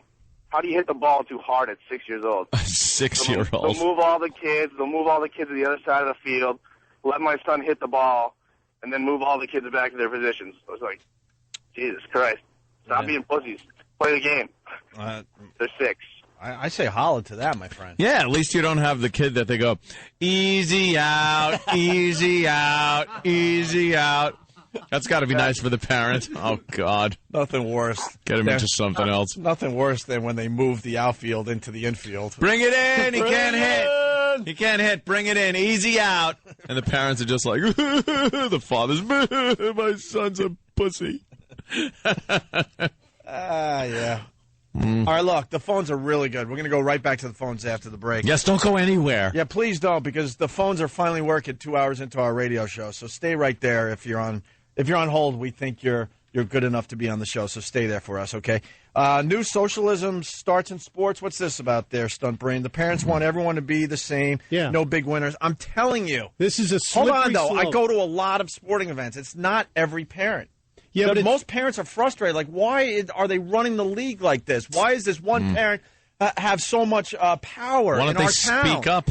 They try to. But why don't they beat up the one parent that's being a douche? It's easy to say that all parents are into this. I'm telling you, it's not the truth, what I've seen. But the control has already been handed over. The kids are not taught that there is a Darwinian experience in life, that winners and losers happen. And then when they get to college or they get to the office and they don't win, they're like, what happened? I won everything. Nobody lost. We're all winners. And this is translating right on down to what you're hearing from Washington when they're talking about shared prosperity, that a company can't make too much money. Well, there is a minimum wage in this country. There is not a maximum wage, but we're headed that way. And they're going to start taking things away from people who do too well. We are becoming wimps. This is a dangerous thing, and they're starting indoctrinating the kids. I tell you, people, if we don't uphold the principles of capitalism, we are headed towards communism. I gotta go lay down. Penn and Teller on Bullcrap did a great job of talking about how they attacked the anti-war protesters, and they say that commerce is the best way to avoid war. If people are buying and selling from each other, that is a weird basic respect. Yeah, that's true. Capitalism is basically, they're saying, prevents a lot of fighting because you're making money off each other. They're like, it's not about anything but that. And they were right. It's like, you look at the countries that are getting along, well, we're selling and trading with each other. Who's into this? Who's into this shared prosperity? Obama? Obama's the one who said we need to start taking away from some of these oil companies who make 8% profit. Yeah, the number looks big, but they only make 8%. You make 8% as a businessman, you're barely getting by. So the shared prosperity thing is a really dangerous socialistic principle in terms of upholding what we stand for as a capitalist society. You know, there's a good thing that is happening with the high gas prices. Anyone else read this today in the paper? Anybody? No. Good thing coming out of the fact that good thing that gas was $4 a gallon for most of the summer. What's that? I'm going to tell you next. Look I what I already do. know You know, Jimmy? No. I'll tell you about a good thing that is happening because gas is $4 a gallon. People aren't drinking it? Oh! Opie and Anthony. We're going to go right back to the phones. The one guy I wanted to go to just hung up. Ain't it always the way? Basically, he, in his town, if you beat a team by too much, you have to take like a sportsmanship class or meeting. Ugh. You have to learn about sportsmanship. Yeah, boy, that sucks. We're just embracing people's weaknesses and almost apologizing for being successful. It's this stupid guilt thing in the U.S. It's the same way we are around the world. We're just too apologetic. We're just sissies. Yep. Silly. Where did that start? Well, Carlin's brilliant, his brilliant attacks on the baby boomers and just how soft, because they were handed everything. Carlin did a thing about how after how they were given everything in the 60s and they took it all, and then they got really soft, and that's who he blamed it on. And, I agree with him. All right, let's go to the phones before we lose these people. Susan in Boston, listening on BCN. It's Opie and Anthony. Guys, how are you? Good, Susan. My son plays Pop Warner, and he plays hockey. And this whole mercy rule thing and no winners and losers, it's all about the parents, because the parents can't handle watching their kids lose. Yep. My son, he's gotten his ass handed to him 12-1. They deal with it, and the kids forget about the loss like 5 minutes after it happens, and it's all the parents that can't deal. It drives me crazy. Yep. Yeah, they got that mercy rule. Where Yeah, they they have to stop the game. Well, that's fine, but it's like parents that have to do their jobs. It's like they want everybody else to do it for them. It's like sometimes you got to explain to your kid, hey, look, it happens. You're not that good at this, but you're enjoying it, so what? Walk it off. That's what I say to him. You know, sometimes you're not going to win. Even when you play as hard as you can, you're still going to lose. It happens. It's life. Thank you, and that's life, and that's why I think it's important that the kids learn the lesson early. Sometimes you stink. You know, sometimes I think parents in general don't want to see their kids upset or sad, so this is how they work around that. When you should embrace the sadness and teach them, well, this is what life's all about. Yeah. Yeah, and sometimes you just got to play a little harder next time, and you still might not win, but that's okay. You know, you'll learn how to come back from something like that. Right on, man. All right, let's go to Chris in Pennsylvania. Chris? Hey, how you doing? Good. Hey, I'm an umpire for Little League Baseball. I see it all the time. They tell us not to, we can't call a kid out on strike three. We can't, we pound him out. Strike three, you got to say, oh, that's strike three. But we don't do it. But going back to the mercy rule, I had a game that was 33-2 in the third inning. Well, I think the mercy rule should come into effect if you're winning by like 50, let's say. Yeah. But their mercy rule is like 10 runs or something. It's 10 runs after 4 innings, but it was only the third inning. And I was getting tired, so I called the game because of darkness, but it was still light outside. This guy's hilarious. But it's hard even on the umpires because we we have to play both sides of the field there. You got to let the kids play, and then they don't want you to, be embarrassed or anything. But it's a tough life. I agree with you guys, though. We are raising a bunch of sissies. All right. When I was in the championship game in Little League, the Royals, we were not that great, but we made the championship, and we lost. I believe it was 13-2. We got our asses close. Beating. And I was up last. There was one out in the ninth inning. There's a runner on first, and I was so awful as a hitter that they had the runner go. I had 2 strikes on me because they figured even if I did hit it, it would be a weak double play ball. So the runner ran, and I just flailed impotently at the ball. Strike 3, and then they threw him out. The championship game was over. You were the last out, or pretty much the cause of the... Yeah, because I couldn't make contact. Well, not like would have made up that much... Doesn't matter. It's the point. It is the point. You were the one that screwed it up. I'm the same boy that once hit a dribbler, and it went up the first baseline, and it was foul, and I just stood there in the batter's box, and everybody is screaming, "Run! Go! Run!" And I was so embarrassed, because I'm like, it's a foul ball. And then I just saw it roll back fair, and you've never seen anyone just take off so late in the game. The pitcher was already picking it up and throwing it by the time I broke out of the batter's box. I got like 2 feet. And I was just out. You were awful. Sucked. So I worked out okay. I mean, from there you move into alcohol, drugs, and self-hatred and comedy. Yeah, there you go. Yeah. Let's go to Dave in Jersey. Dave. Hey, what's going on, guys? Hey. Ed, I just wanted to say these parents are stupid. I mean, they have a chance for their kids to play with what could be one of the greatest baseball players of all time, and they're taking, my kid's not good enough to play with them. I mean, so look at Tiger Woods. If someone told Tiger Woods when he was young playing golf, you're too good playing football, where would he be now? Good point, sir. Good point. Well, how about they don't do it in school? Like when a kid is too smart in math, he's embraced or she's embraced. They don't say, could you dumb it down a little bit? Exactly. Why is that acceptable? Why they give out awards? They give out for best math, best science.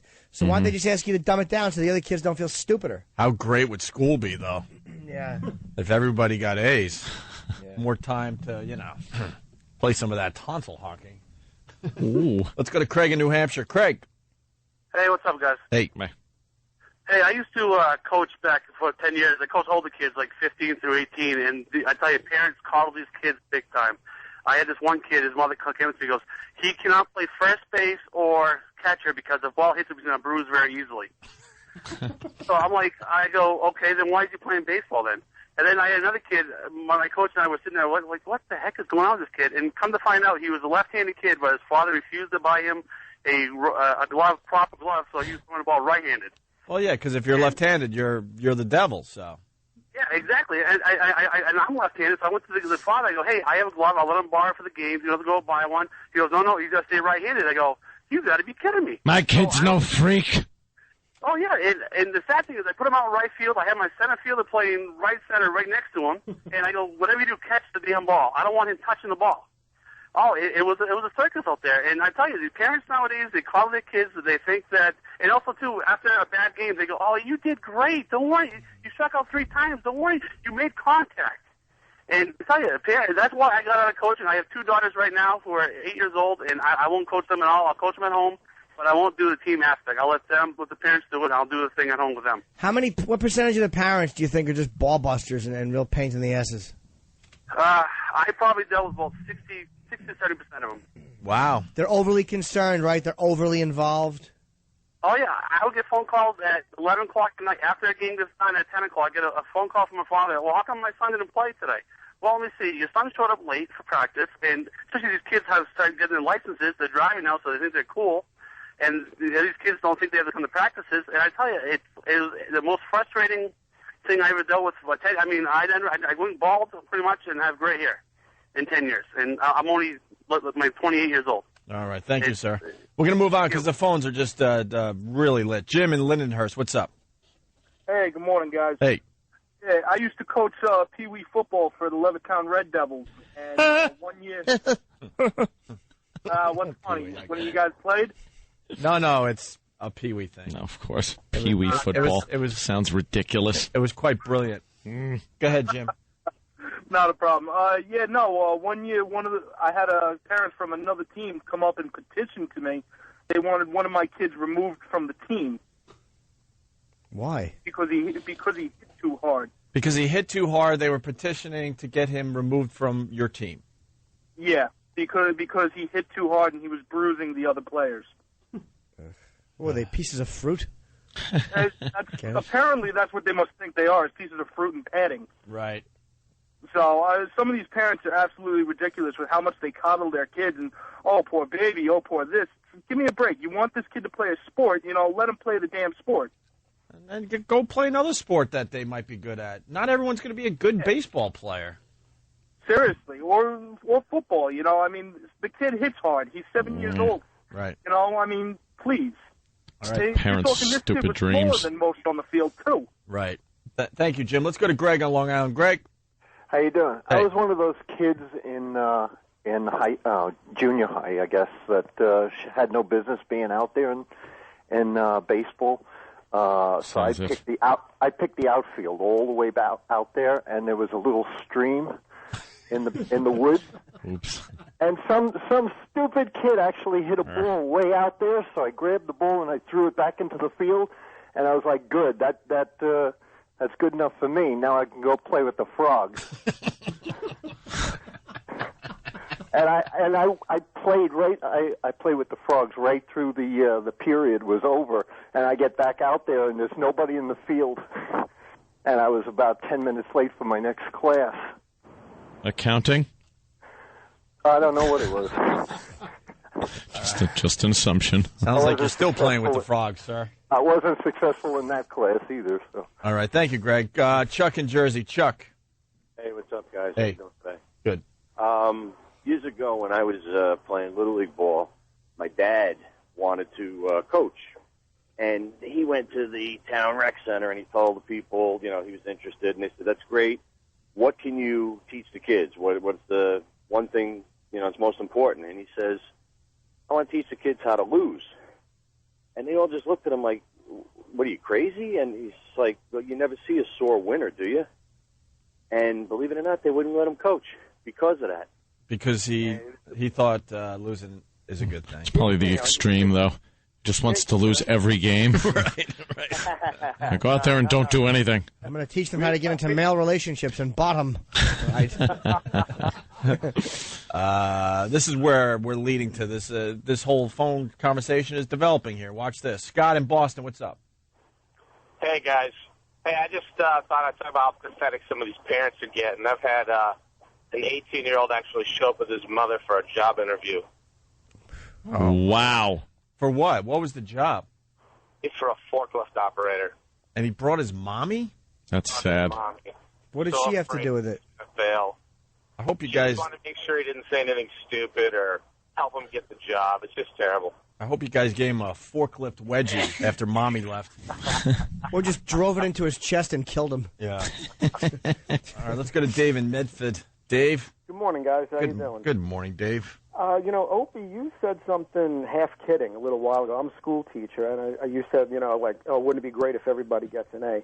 That's somewhat the way it's become. The average grade has really become, if you're an average student, a B, B+, and if you're doing something a little bit above average, you're maintaining around an A average. At least in the area where I work and some of the areas around me, that's the way it is.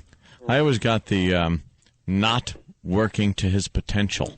Yeah, that was what I got. Even not working to his potential, you're still passing. You're still doing fine. At least today it is. I mean, the coddling has really gotten pretty extreme. I passed and stuff. Elementary school, I'm talking about, when I was a little kid. My report cards were always like, it was good, but then they always had to turn the screws on me. Like, oh, Anthony is very nice. He plays well with the other children. He's a good student. He listens. But Anthony is not working up to his potential.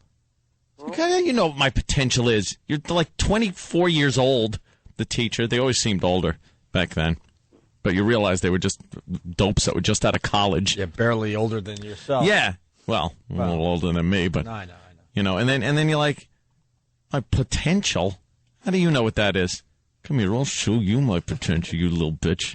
Well, and the problem is the inflated grades give them this inflated sense of self, and then they don't understand why they're getting booted out of college within the first semester or 2 semesters in. Well, sir, it's like I always say, spare the rod, spoil the child. I say that often. Yeah. Even out of context.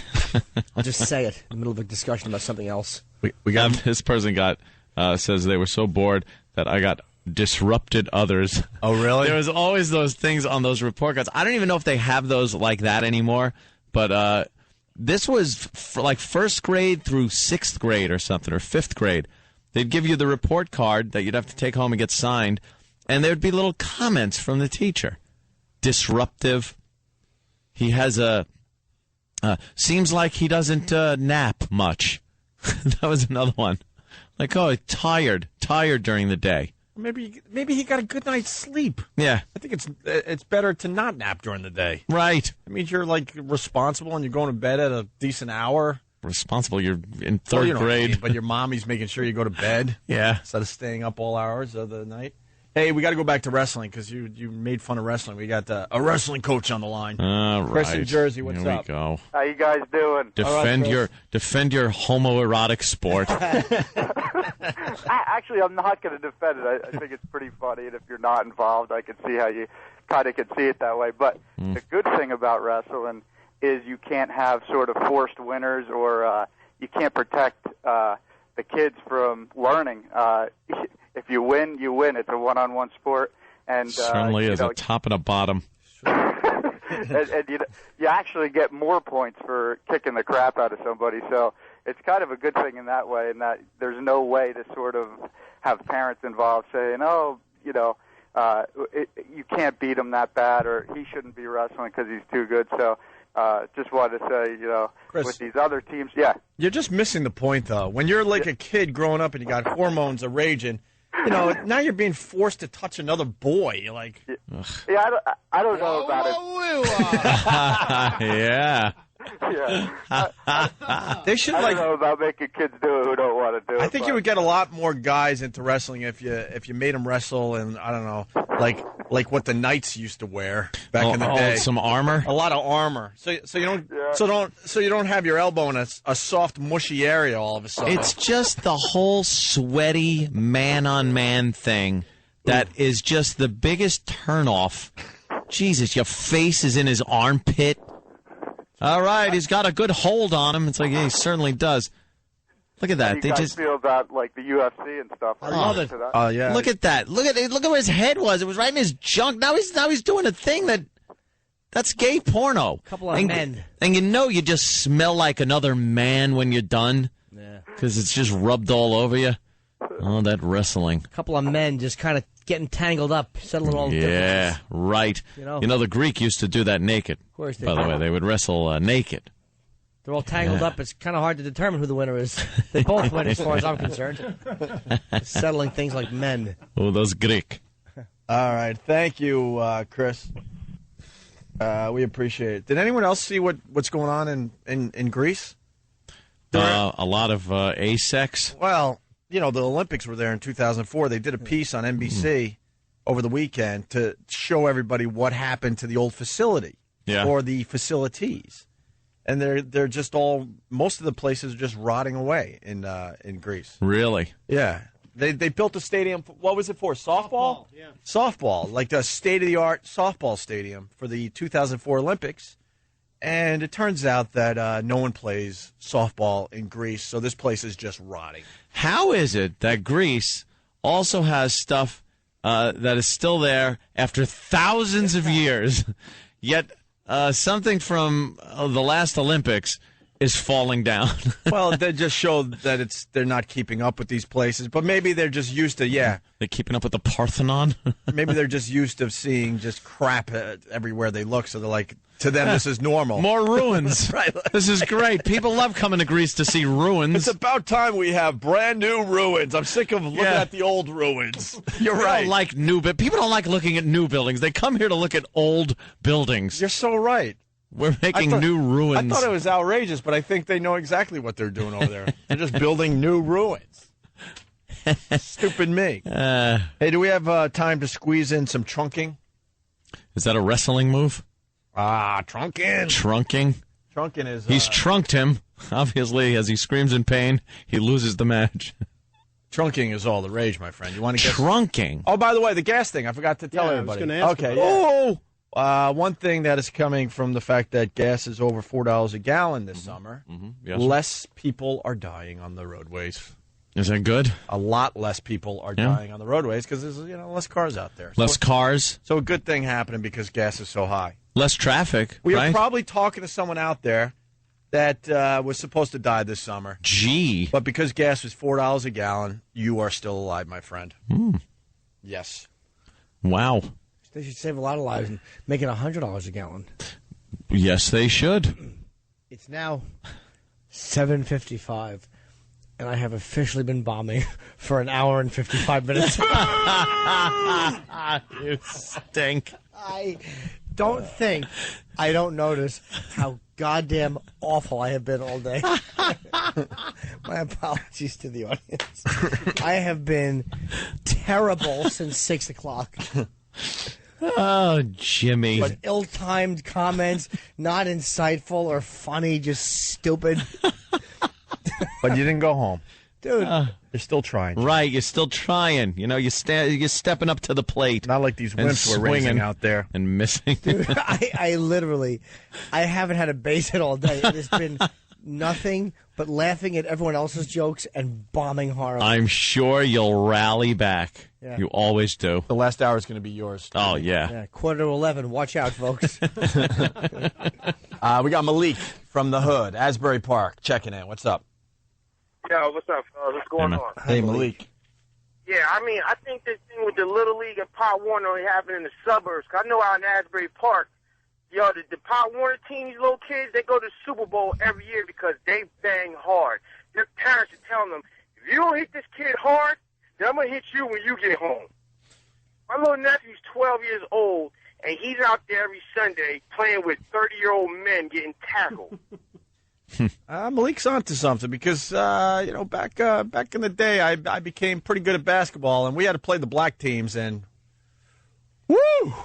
Yeah. You got kids that's 12 years old that's touching the backboard and they're dunking at 11. He's dunking at 11. He's not even joking. We would How do you play guys that are dunking at 11? Dude, he's not even joking. We would play Amityville, Wyandanch, Malvern. Oh yeah. Going local for Long Island, they understand. And these kids were dunking and stuff, and you wanted them to check their birth certificates. Like, come on, how is this kid still in high school? You know what's so cool about that, though? That seems unfair, but their children got such a kick out of watching them play that it was well worth it. Yeah, I mean that's why I think the differential with the sports, it comes into like different neighborhoods. 'Cause I know you got your suburban areas. You have your soccer moms. Don't hit my kids; they're going to bruise. In the hood, yeah. Look, that's all a part of the game, baby. If you don't get knocked down, then you know what I'm saying, you ain't playing the game right. Get your head back in the game. Turn your helmet back around from the side angle. Yeah. And get back in the game and let's rock. That's how we play. You know what I'm saying? No, it's funny. I've told the story a couple times, but I think it was Amityville where they had a curfew, so we had to have the basketball game before darkness set in. They were under a curfew, and I went to a pretty white high school, Harbor Fields, but we had white. We had some black kids, and we had a couple kids on the team. And they would strut down the hall like they were ghetto, and they would wear the latest fashions of the day that the brothers were wearing in the hood, right? Yeah. And then we would go to Amityville, and then you would look for support on the bench because I'm not kidding, as a 15, 16-year-old, you're scared to death. Yeah. Because you're not used to this atmosphere. You're playing against men. Right. And grown men. So I looked down the bench. His name was Cornelius, for a little support. Like, what do we do, bro? Cornelius. This is your world. I swear to God, that was his name. I'm like, this is your world. What do we do? And and he was just as scared as Whitey. Just as scared. He was a fake ghetto kid in our high school. Yeah. Completely fake. Because when it came down to helping us out, he didn't know what to do either. Remember, one of the perceived black people from your school was Mariah Carey. Yeah, true. It's about as black as they got in Harbor Fields. Yeah. She ran the gang. Yeah. In Asbury Park, they don't have night games in Asbury Park because it may be shooting. Yeah. That's not the only reason. All right. I said she ran the gang. Yeah, I know. Oh, I should be just shot. All right, thank you, Malik. I know we got to take a break, but we got Josh in Indiana. Josh. Hey there, Josh. Morning, fellas. Hey. Happy birthday, Jimmy. Aw. I got a story about wrestling in middle school that backs up what Aunt said. I was in the 6th grade, and my father intimidated me into trying out for the wrestling team, of which I had no idea what I was doing, and it always seemed kind of homoerotic to start with. So I'm at a meet, and I have to wrestle a guy that's older than I am. Yep. Yeah. And, well, let's say he put me in a half Nelson, and when you probably don't know much about wrestling since it is homoerotic, but they flip a person over via a half Nelson on their back. And when he did that, his junk was directly in my mouth. See, that's not a sport. You're right. It's not. It's horrible. They are just covering each other in any way possible. And, yeah, very inappropriate areas end up in your face. And it looks like you know, when you see one guy in his stomach and the other guy's trying to flip him over, and he's his spread eagle on top of him. Yeah. What is that? Yeah. One man flipping another. Yeah. All right. Let the contest begin. Answer me this, then. Why weren't there more gay guys in high school doing the wrestling? Who knows? Well, come on. You had the theater kids. Why weren't they also wrestling? Those were the known gay guys. Why weren't they a two-sport? Let me tell you, that when you get football teams that go off to football camp and abuse some of the kids with pine cones. Story we had here on Long Island. Yeah. They're hiding something. Yeah. They're hiding a little thrill cone. that they get. A pine cone. There you go, Jimmy. That's right. 8:02, 122 minutes into the program. Finally, a double. That was a nice one. Yeah. All right. We thank you, Josh. Thank you. When we get back, we're going to tell you what trunking's all about. Trunking. Mm-hmm. Can't figure that out. We have to promote our guest. We have Steve Coogan today at 8:30. What? I'm very psyched. Steve Coogan from Tropic Thunder and Hamlet 2. And one of the funniest shows ever. I'm Alan Partridge from England. Ooh. Great. Probably could have done a better job promoting that. But. Yeah. Good. Let people know he's coming. I just mentioned the name of the show, and then you on to it. Knocked your teeth and stood there. Just describe what everyone did. Yeah. I love the on the button. He's looking at the monitor. I love the listeners that get so mad when all we're doing is trying to make jokes. Danny Miller from Philly, he writes, "You fags, you have WWE wrestlers and UFC fighters in all the time and are so afraid to say controversial S, but now you're making fun of teenage boys that do the same thing." No, not the same thing. Chuck Liddell wrestled, idiots. We know that's stupid. We're just making jokes because we all were in that position in high school, and it was awkward to try the wrestling thing. I don't remember seeing anything in WWF or E that was like that. What? Maybe a couple of things, but not that prolonged, just laying on top of another man. What about the great, what was his name, where his finishing move was to rub his big, huge, sweaty butt in your face? That was funny. That was funny because the guy having it done to him didn't sit there and take it. It was just like, he was disgusted. All right, we'll get Sam, our wrestling expert, in here. He'll come up with Sam Roberts? some of the homoerotic finishing moves that the WWE has. Okay? All right. Opie and Anthony. It's Opie and Anthony and little Jimmy Norton. 877-212-0-A. We got, who do we got, Jimmy? We got Steve Coogan coming in about 15 minutes. Nice. 8:30, yeah. He's Hamlet 2 and Tropic Thunder. Tropic Thunder, he plays the director, and really a funny part, and he's a really famous character in England, Alan Partridge, which if you guys haven't seen that show, if they would release the stupid DVDs on a format that fits American DVD players. That would be nice. I never saw that show. Hilarious. Now I'm going to go search that out, Jimmy. Very cool. There was something else. Oh, yeah, finishing moves in the WWE. And said they're not doing that. Right. We're looking at the X-Pac Bronco Buster. Oh, the Bronco Buster. Yeah, there you All go. right, that's All right. that's pretty bad. Can we get that up on O&A Radio? All right, ONARadio.com for all the visuals we talk about on the radio show. the Bronco Buster, All right. really bad. And it was Rashiki that did the butt thing. Rikishi. Rikishi, I'm sorry. That would rub his big, huge, sweaty butt in your face. Yeah. To humiliate you some more. The stink face. The stink face, right. Oh, Thank right. you. Thank you, Sam. Any other weird ones in wrestling?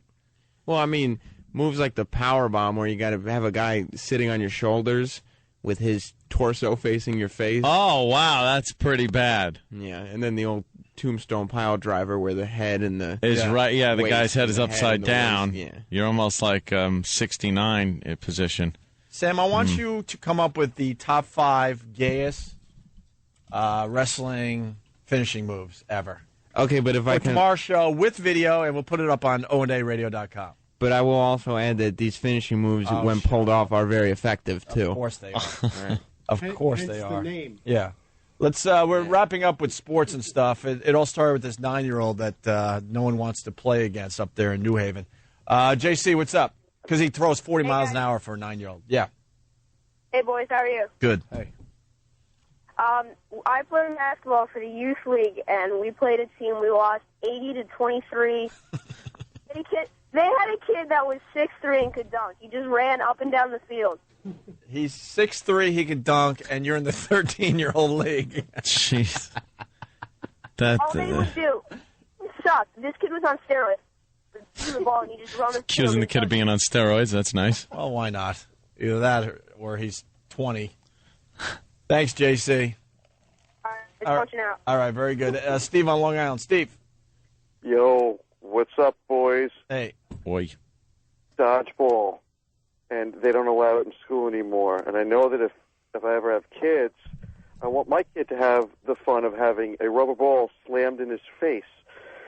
Don't you feel the same way, Anthony, when you have kids? Of course. Well, Anthony's not going to have kids. Won't have kids. But, dodgeball was a staple in school, you know. You had to play that. Jimmy, you okay? You okay today, Jimmy? Well, am I okay today?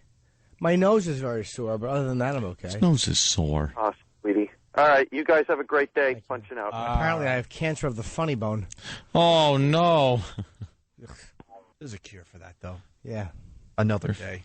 Yeah, I know. You're fine. Another day is the cure. Wednesday is the cure. Dave in Jersey. Morning, boys. Hey. One more. Yep. Well, I think I've got the most homoerotic wrestling story there is. Okay. Mm-hmm. I started wrestling early, like around age 7. And our coach taught us a move, and I kid you not, called the Saturday Night Ride. It's originally called the double leg grapevine. Now, yeah, exactly. Can we look up the double leg grapevine or whatever to see if it's on YouTube? Yeah, go ahead. So you got the guy who's pinning the other guy down, wraps one leg around one leg, wraps his other leg around the other leg, spread the legs, and arch your back. That is the most homoerotic move in amateur Wow, that is a bad one. I kid you not, and we would laugh every time they said it was Saturday Night Ride, and we would all just laugh at it as we did it because it was probably the most gayest thing you ever saw. Oh yeah, look at that! Look at him. The guy's like pumping. He's thrusting, and exactly. And that's really a move. That's really a move. You actually see that in wrestling. It's that is a dumbass move. And Sam left out the most homoerotic finishing move in wrestling. It's by a wrestler known as Norman Smiley, and I kid you not, it's called the Big Wiggle. he takes his opponent, bends him over in front of him, gets behind him, and then he puts his hand down his own front and starts playing like he's spanking the guy in front of him on both sides. And he rides the guy around the ring. And I'm sure you can get video on that. Oh, I got it. Look at that gay move. Those are the two most gay moves in wrestling altogether. Thank you, sir. Good phone call. Dave in Jersey. Dave in Jersey. All right, before we take a break and get to Steve Coogan, we have to talk about this trunking, something else that's going on. Yeah, what today. is trunking? You're not going to believe it sex? No. No. This is trunking. Anyone with a heart for a dog will hate hearing this. The latest low in dog fighting. It's a shock. It's called trunking. I don't like the sound of that. Trunking involves fighting, but the battles take place inside a car trunk. New Jersey SPCA investigator Corporal Al Peterson has been investigating this newest atrocity and details what few can imagine. Put two fighting dogs to be put inside the back of a trunk. Then Corporal Peterson says the battles take place in a dark parking lot, or perhaps the dogs are driven around by someone called the referee. Music up loud so the battling animals aren't heard. What the hell? Where's the entertainment in that? Just shoot people. You can't watch. You open up the trunk. And whoever's dead, whichever dog is dead, loses. And then you get a nice surprise. Did your dog win or not? As the music's blasting. I bet it's not the Doobie Brothers. Might be, though. What's happening has That's Doobie true. Brothers. All right, we'll give you Let's not that. forget. The referee will go in, they'll check out and find out who's the winner, who's the loser. The winner? The dog left inside the trunk alive. I think they should put those people in the trunk and let them fight it out. Kevin Marshall knows about Good animal answer. abuse. As a puppy, his adopted pooch, Ashley, was found in the trash. I think it's bad. Like, they should just let the animals go. Animal advocates wonder, what will humans think of next? The newest way to be cruel is a crime, but the thrill of the kill has not stopped it from gaining popularity nationwide. We know it's going on not only in New Jersey, we found that it's going on in Chicago, Detroit, many urban and major cities. Just say it. Yeah. Many urban cities. Urban cities. What the hell's that? Reporter. He's reporter. Oh, the reporter actually got in the trunk of a car to do the story? We have a lot of videos for OwnARadio.com. Silly. This guy's doing a report. Is that the audio we just heard? I'm not sure. Oh, okay. And the reporter started his piece inside a trunk, sideways, discussing this trunking thing, and then had the cameraman, I guess, just, close the trunk door, so now he's inside the trunk. Oh, they're just the worst. Let's go to Matt in New Jersey. Matt. What's up, boys? Happy birthday, Jamie. Hey. I used to wrestle, and when I was in high school, I got paired up in practice with a homosexual, and he didn't come out of the closet until after the fact. But we started off one day, and he pinned me and kissed me on the lips and said, "You're pinned." And I just freaked out. I freaked out in front of the whole, wrestling room and just started calling him all these bad names, and he got kicked off the team right then and there. But it was really, really weird. And I also had another time where a friend of mine was getting pinned, and his father ran on the mat and just pulled him right off the mat, so he didn't have to get pinned. So exciting story there. That was pretty amazing stuff. Thank you. Unbelievable. Scott in Jersey, what's up? What's up, boys? Hey, that has to be the worst reporter ever. The dog who's alive wins. Yeah, you think? Yeah. Well, maybe they flip it a little bit. The Oh, big yeah, surprise I think is they flip that. the dead dog wins. Oh, yeah, that would be the winner. Yeah. No, you're right. Punch it out. All right, thank you, sir. Something tells me this isn't happening a lot. What, this trunking? Yeah. Just doesn't seem as entertaining, for people that are entertained by that, as the ring and, the dogs and being able to watch. Who would volunteer their car? Yeah. And why wouldn't the dogs just talk it over? Go, look, no one's looking. What are we doing? When they open it up, let's just jump out and take off. Or why don't you play dead? Your turn to play dead. Yeah, I'll bite his hand. We'll run. Yeah. Hose it out every night like Henry Hill had a hose out the back of his car. Buried Billy Bats. We hit a skunk. Can you hear me? I don't get this. I'm like, I've never called this show. What's going on? I don't get it. Bridget. You don't get the You show? can actually hear me? Yes, we can. Yeah, Bridget. Oh, my God, that's so cool. See, I don't know. I'm listening to you guys.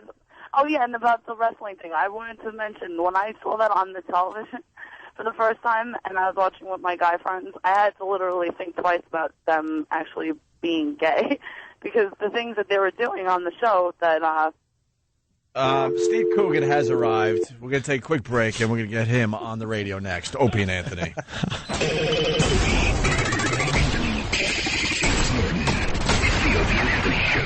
It's an Opie and Anthony Show Entertainment News Minute with Hollywood actor Michael Madsen. What was the biggest piece of shit you were involved with?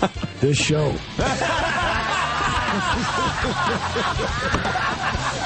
Oh, damn! It's the Opie and Anthony Show.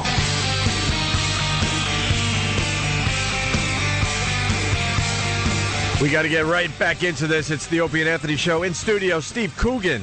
You might remember him from Tropic Thunder, a movie that's doing very, very well at the box office right now.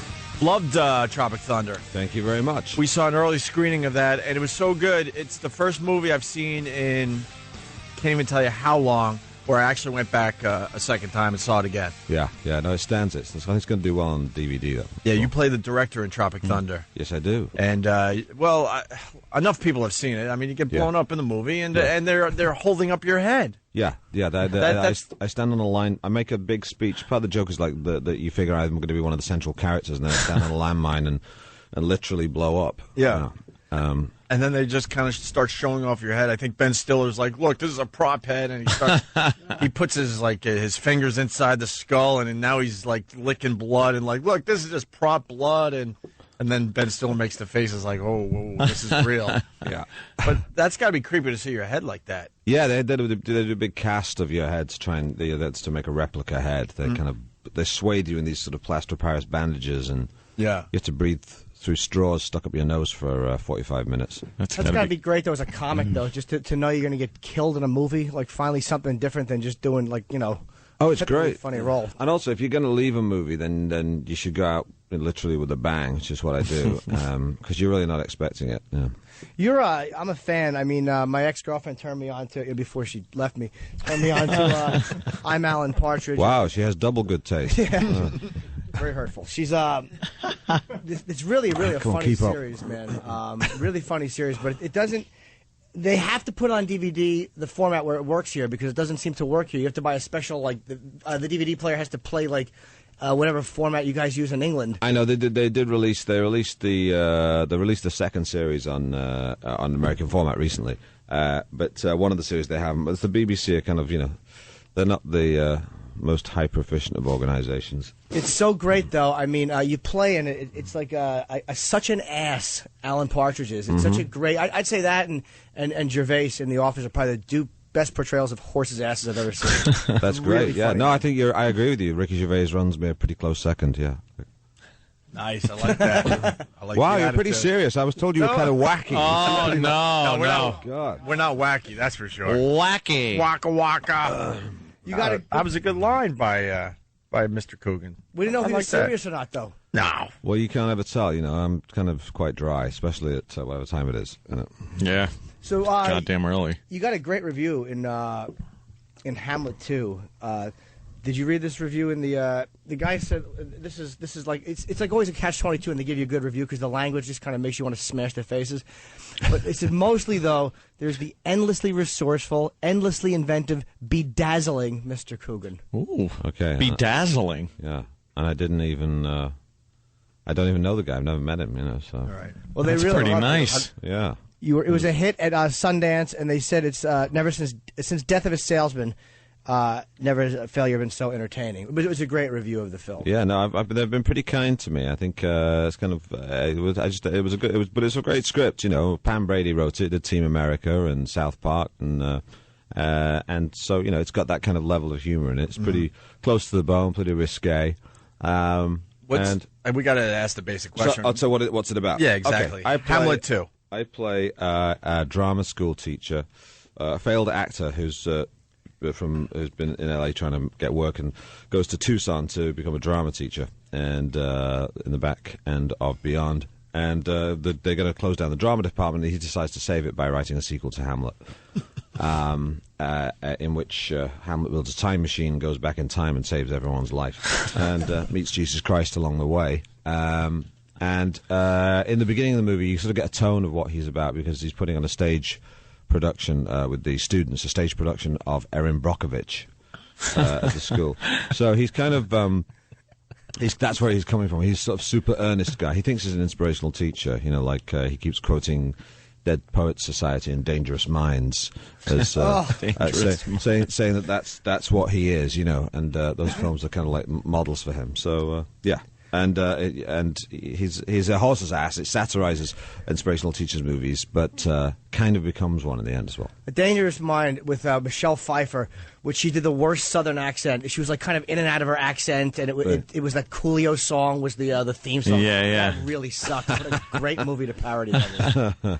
The bio they gave us on you, it's really weird, the information we get. They said he claims to have a bad temper and be an angry person in real life, but you think it makes you funnier. I mean, how true is that? Like, do you try to keep the anger? Yeah. Well, he's just there's something about this kind of navel gazing. You know, you get a lot of like those West Coast people who talk about their emotions constantly, and he's one of those guys. No, I mean you. Oh, me? Yeah. Oh, I mean, personal it's question. Actually, yeah, oh, do I channel? Yeah, of course. I mean, all the parts of me that are an ass, I channel into what I do. You might as well. They're kind of useless qualities unless you kind of employ them in some way. And so that's what I try to do, just put them into the work. But are you really an angry person in real life? No, I'm not. No, I'm not that. I don't have the energy, I guess, to be angry. I prefer to be someone who's rather than angry with life. I'm just like kind of constantly, slightly irritated by it. Were you tired of doing Alan Partridge? Are you sick and tired of that character? I mean, after it was 14 years or whatever it was. Well, kind of, but I've not done it for like 6 years. But then I'm going on the road in the fall in the UK doing live comedy all around the country, and I'll be doing the character in that. So I do like a bunch of characters on stage live, and I'll be doing that like round kind of arenas and live venues. Well, you're massive in England. It's a huge show in England, and have you found that it's kind of harder to be? Is the success here been as easy to come by, or because it seems like the shows take off there, and then a couple of years later they get replayed here and they do really well. Yeah, it's actually been quite good here because I've kind of in England when you become successful you get associated with the thing that made you a success, and that can be kind of like a double-edged sword because it stops you being able to break out of it and do other stuff and have preconceived notions of you. But over here, a lot of directors and actors are kind of wanting to work me in a different way, and I write a lot of my stuff, and I'm collaborating with people. I'm doing a series for HBO with Justin Theroux, who wrote Tropic Thunder. So I got a lot of stuff that's kind of is different from what I'm established doing in the UK. So it's kind of so it's actually my anonymity here that I had sort of for quite a while has kind of enabled me to do different stuff. Can you do an American accent? I do one in Hamlet too. Yeah? Yeah. Is it tough? Yeah, but I got a coach. Yeah. Oh, you did? Yeah, I always see that in the credits. I'm not going to audition for you right here. No. Go see the movie. That's why I'm here. I wasn't even going to ask. I was just wondering how difficult that is. And I always see on the credits, vocal coach and accent coach, whatever it is. Yeah. Well, I think Anthony really wanted to hear the American accent. Yeah. No, I'm fine. I'll wait till the movie. I'll see the movie because it always amazes me. A lot of times you see guys in movies and girls in movies, and then you watch the movie and don't think twice about it, and then you see them in an interview, and they're like, it was a wonderful experience. You're like, what happened? A couple of the guys from The Wire. From the HBO show. Wow. Yeah, Dominic. Totally different in real life. Deep English accents. Yeah. Gary Oldman, I never would have known he was British if I didn't hear him talk in an interview. He's always playing, Yeah, he always plays American, that's right. Some creepy, drugged-out American cop. Yeah. A tenant with a bad coke habit. He's Bensonhurst somewhere, and you hear him. He's a polite English gentleman. A gentleman, yes. Sure. Yeah. Hey, going back to Tropic Thunder, what do you think of the special interest groups having a problem with? Well, I think all comedy is you have to sail close to the wind, and it's having edgy comedy is about being risque, and the target is not the target of that comedy is quite clearly pretentious sort of award-seeking, egotistical American actors, right? Who kind of, in some ways, exploit those people to get the awards. That was the kind of target of the joke. That's the satire. But with that, they yanked down a lot of the promotional material for the movie because it featured the Simple Jack character that Ben Stiller played. Yeah. Which was so disappointing. It's like, why do they cater to these people? Why do they fold? Well, I think it's not a case of because you have to counter the argument rather than just run away. If you just run away and keep quiet, that's like almost a mission of guilt, and I think it's not. I think the movie's totally defendable. So, are they as bad over there about the humor? Because Americans have become really hypersensitive. I know in England, I think there's certain racial things that are probably like with Muslims, and I mean that's kind of like probably the way black-white is here. But what are like the real sacred cows over there that they really cry if you go after? I think they're actually not that bothered about religion per se. They tried to make it an offence they tried to make blasphemy an offence. At one point, the government were going to introduce some law whereby you couldn't offend anyone's religion, which would have sort of ended the careers of probably 70% of comedians in Britain.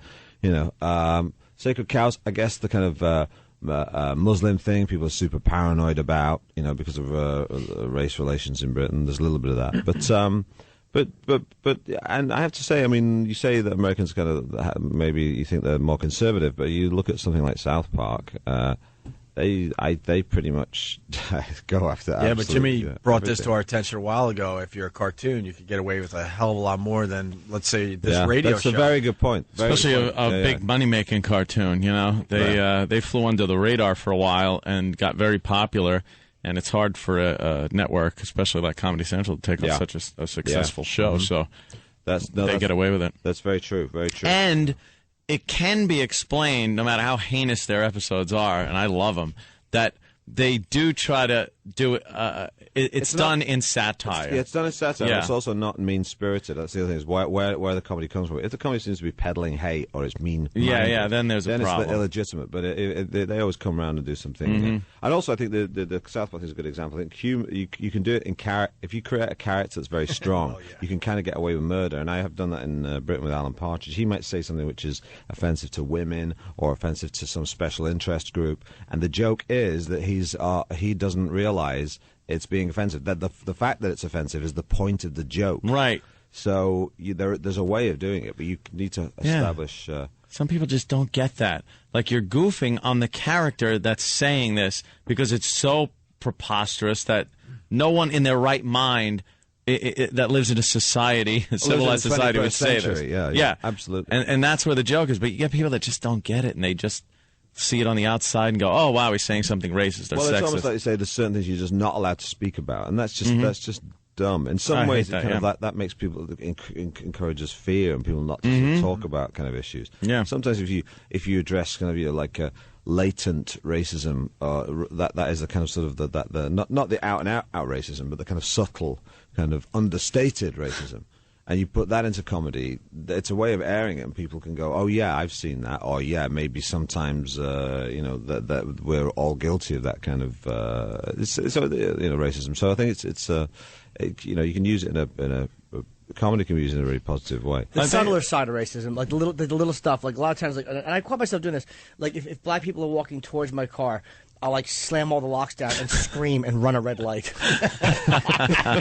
Okay, that is subtle. Better safe than sorry. Yeah, that's very subtle. Comedy, for some reason, you can't get away with things you can get away with in other things like drama.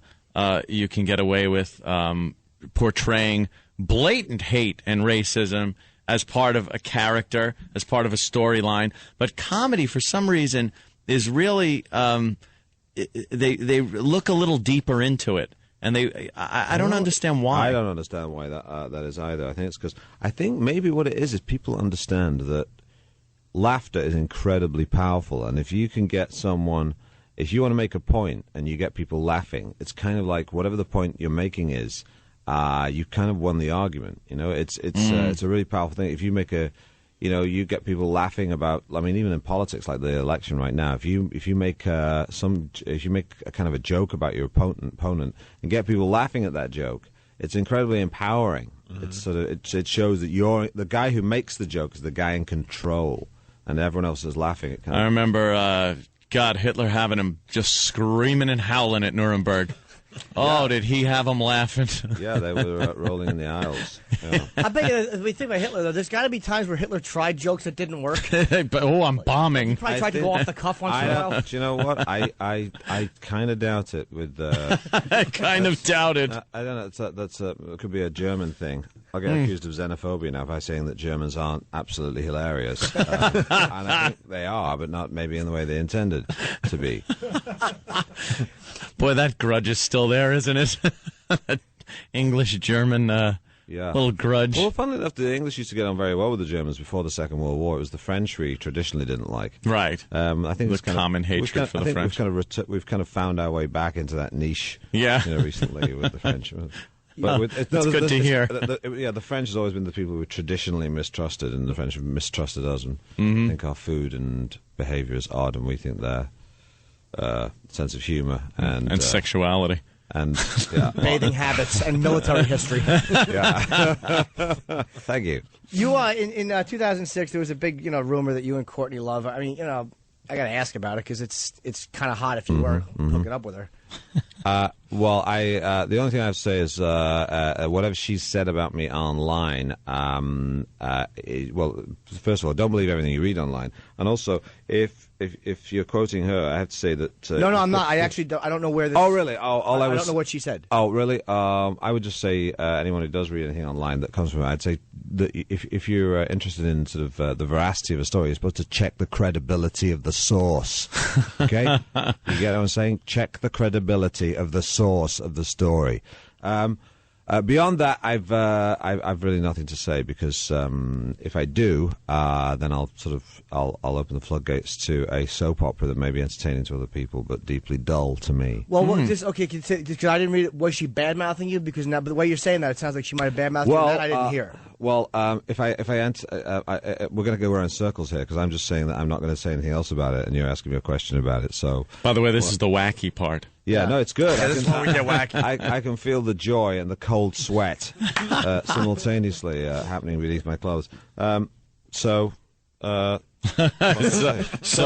were we? So that's it. That's it. All right. That's a no comment. That's a no comment. That is a yeah. Well, I'm only asking because this is all I have on. Jimmy. No, I'm not even asking. It just says that they filed a 2-week-long fling apparently, and that was it. Although this claim has been dismissed by both parties. That's all. I didn't read that she had written anything bad. So when you said that, of course. Right. If that was the nicest thing that had happened, I'd be full of the joys of spring. Let me ask you a very hypothetical question. If you ever had sex with a girl who was known to be whacked out and did a lot of drugs, and she badmouthed you, would you still want to have sex with her? Hypothetically, probably not. Okay, this is going really well. This is going so well. We're just kind of chatting. I didn't realize that was such a... It's obviously... all those personal things are silly. Well, look, the British tabloids are notoriously worse than they are here. I mean, and they've been kind of, I guess... Aside from you. What? That's not what I'm teasing, Jimmy. Jimmy, I love that. That's a great thing, having your cake and eat it. It's like it must be terrible when you... then it's just like, what? You know when... the worst thing, a way of doing it is saying, you're an asshole. Does it hurt when people say that? You're a jerk. Does it hurt when people say that?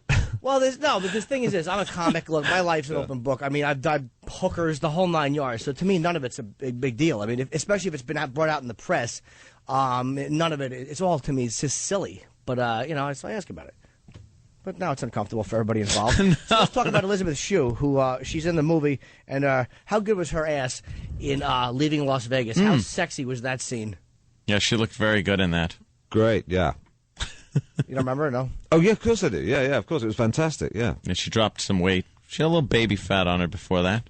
I think she looked good in Leaving Las Vegas. Yeah, she did. She looked pretty good in Hamlet, too, as well. All right, now we're all uncomfortable, and it's kind of awkward. No, not at all, Jimmy. I wasn't trying to be awkward. I was just asking... She was great. I made out with her. It was fun. On screen, not off screen.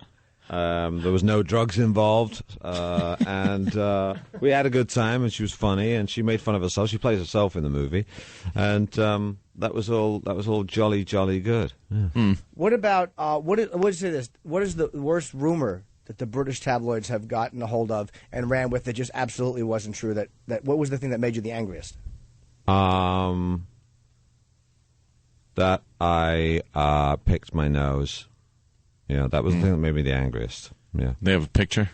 Yes, they did. Were you just scratching? I was just scratching it. And I was picking it, and that's booger-eating nose picker. And but everyone picks their nose, though. So yeah, it's exactly. a big deal. But it was kind of, they caught me doing it in a car in L.A., actually. Wow.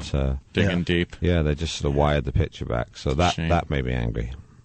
Okay. Well, as long as I don't accuse you of eating it. Picking is one thing. Eating is a totally different story. Yeah, it is, yeah. I like the British tabloids because of the nude pictures. That's kind of like, it's kind of a cool thing that they got there. And you don't mind, like, breasts on TV every so often. That's true, yeah, we're pretty... And we're all stuck. We're just such a... Ugh when it comes to that. God forbid. They could show dead bodies on the news when the children are home from school. But a breast, for some reason, is just gonna wipe out the face of the civilization. earth. Yeah, I know the body count can be as high as you like on TV, but you can't show a breast. And don't get me wrong, I love violence. Oh, do I love violence? Yes, on but television. it's nice to balance it with a bit of sex. Exactly. Yeah. You got to be able to balance it with sex. I mean, what are people primarily looking at on the internet? They go so well together, like, egg and bacon. Yeah. Sex, violence. Just ask our own. What, we got to go? Yeah, it's time to go. I was just saying, Pat Duffy loves that sex and violence stuff. I'm sorry, I got awkward and uncomfortable. I like this. I'm going to just let it just... Awkward and uncomfortable? A little bit, yeah. I've been having a grand time. No, but I can tell he thinks we were kind of out to ask him, but it's just not the truth. I asked him the British tabloids because they're notoriously awful. I'm not a huge fan of them, but they sell tickets for me, so I'm not too unhappy. Obviously, it's a sensitive subject that we didn't know. We could say that much. We didn't know we were, All right, drop it. Is it a catch-22 though? Is it like a love-hate relationship with them? Because as revolting as they are, they keep you in the spotlight. Like the paparazzi here. Well, not so great, because I don't think, I think it depends what you're saying. Like, the paparazzi, might put people in the spotlight, but it doesn't help you actually get more people into the theatres. That's more about reviews and stuff like that. People don't look at people in People magazine and go, wow, they're walking out with that, they're stepping out with that girl, I'm going to go see their movie. It doesn't work like that. So, by and large, no. I mean, no, it's not, I think that kind of tabloids are the kind of evil incarnate, yeah. Yeah, kind of evil incarnate. Yeah. All right, there you go. Steve Coogan, Hamlet 2 opens wide this Friday, right? Yes, it does. Yeah, it's in theaters now in select places. Here, maybe Los Angeles, a couple of the major cities, but Friday you can see it everywhere. It is getting some really good reviews. There you go. Thank you. Thank you. We're heading over to XM Satellite Radio. We'll see you guys tomorrow.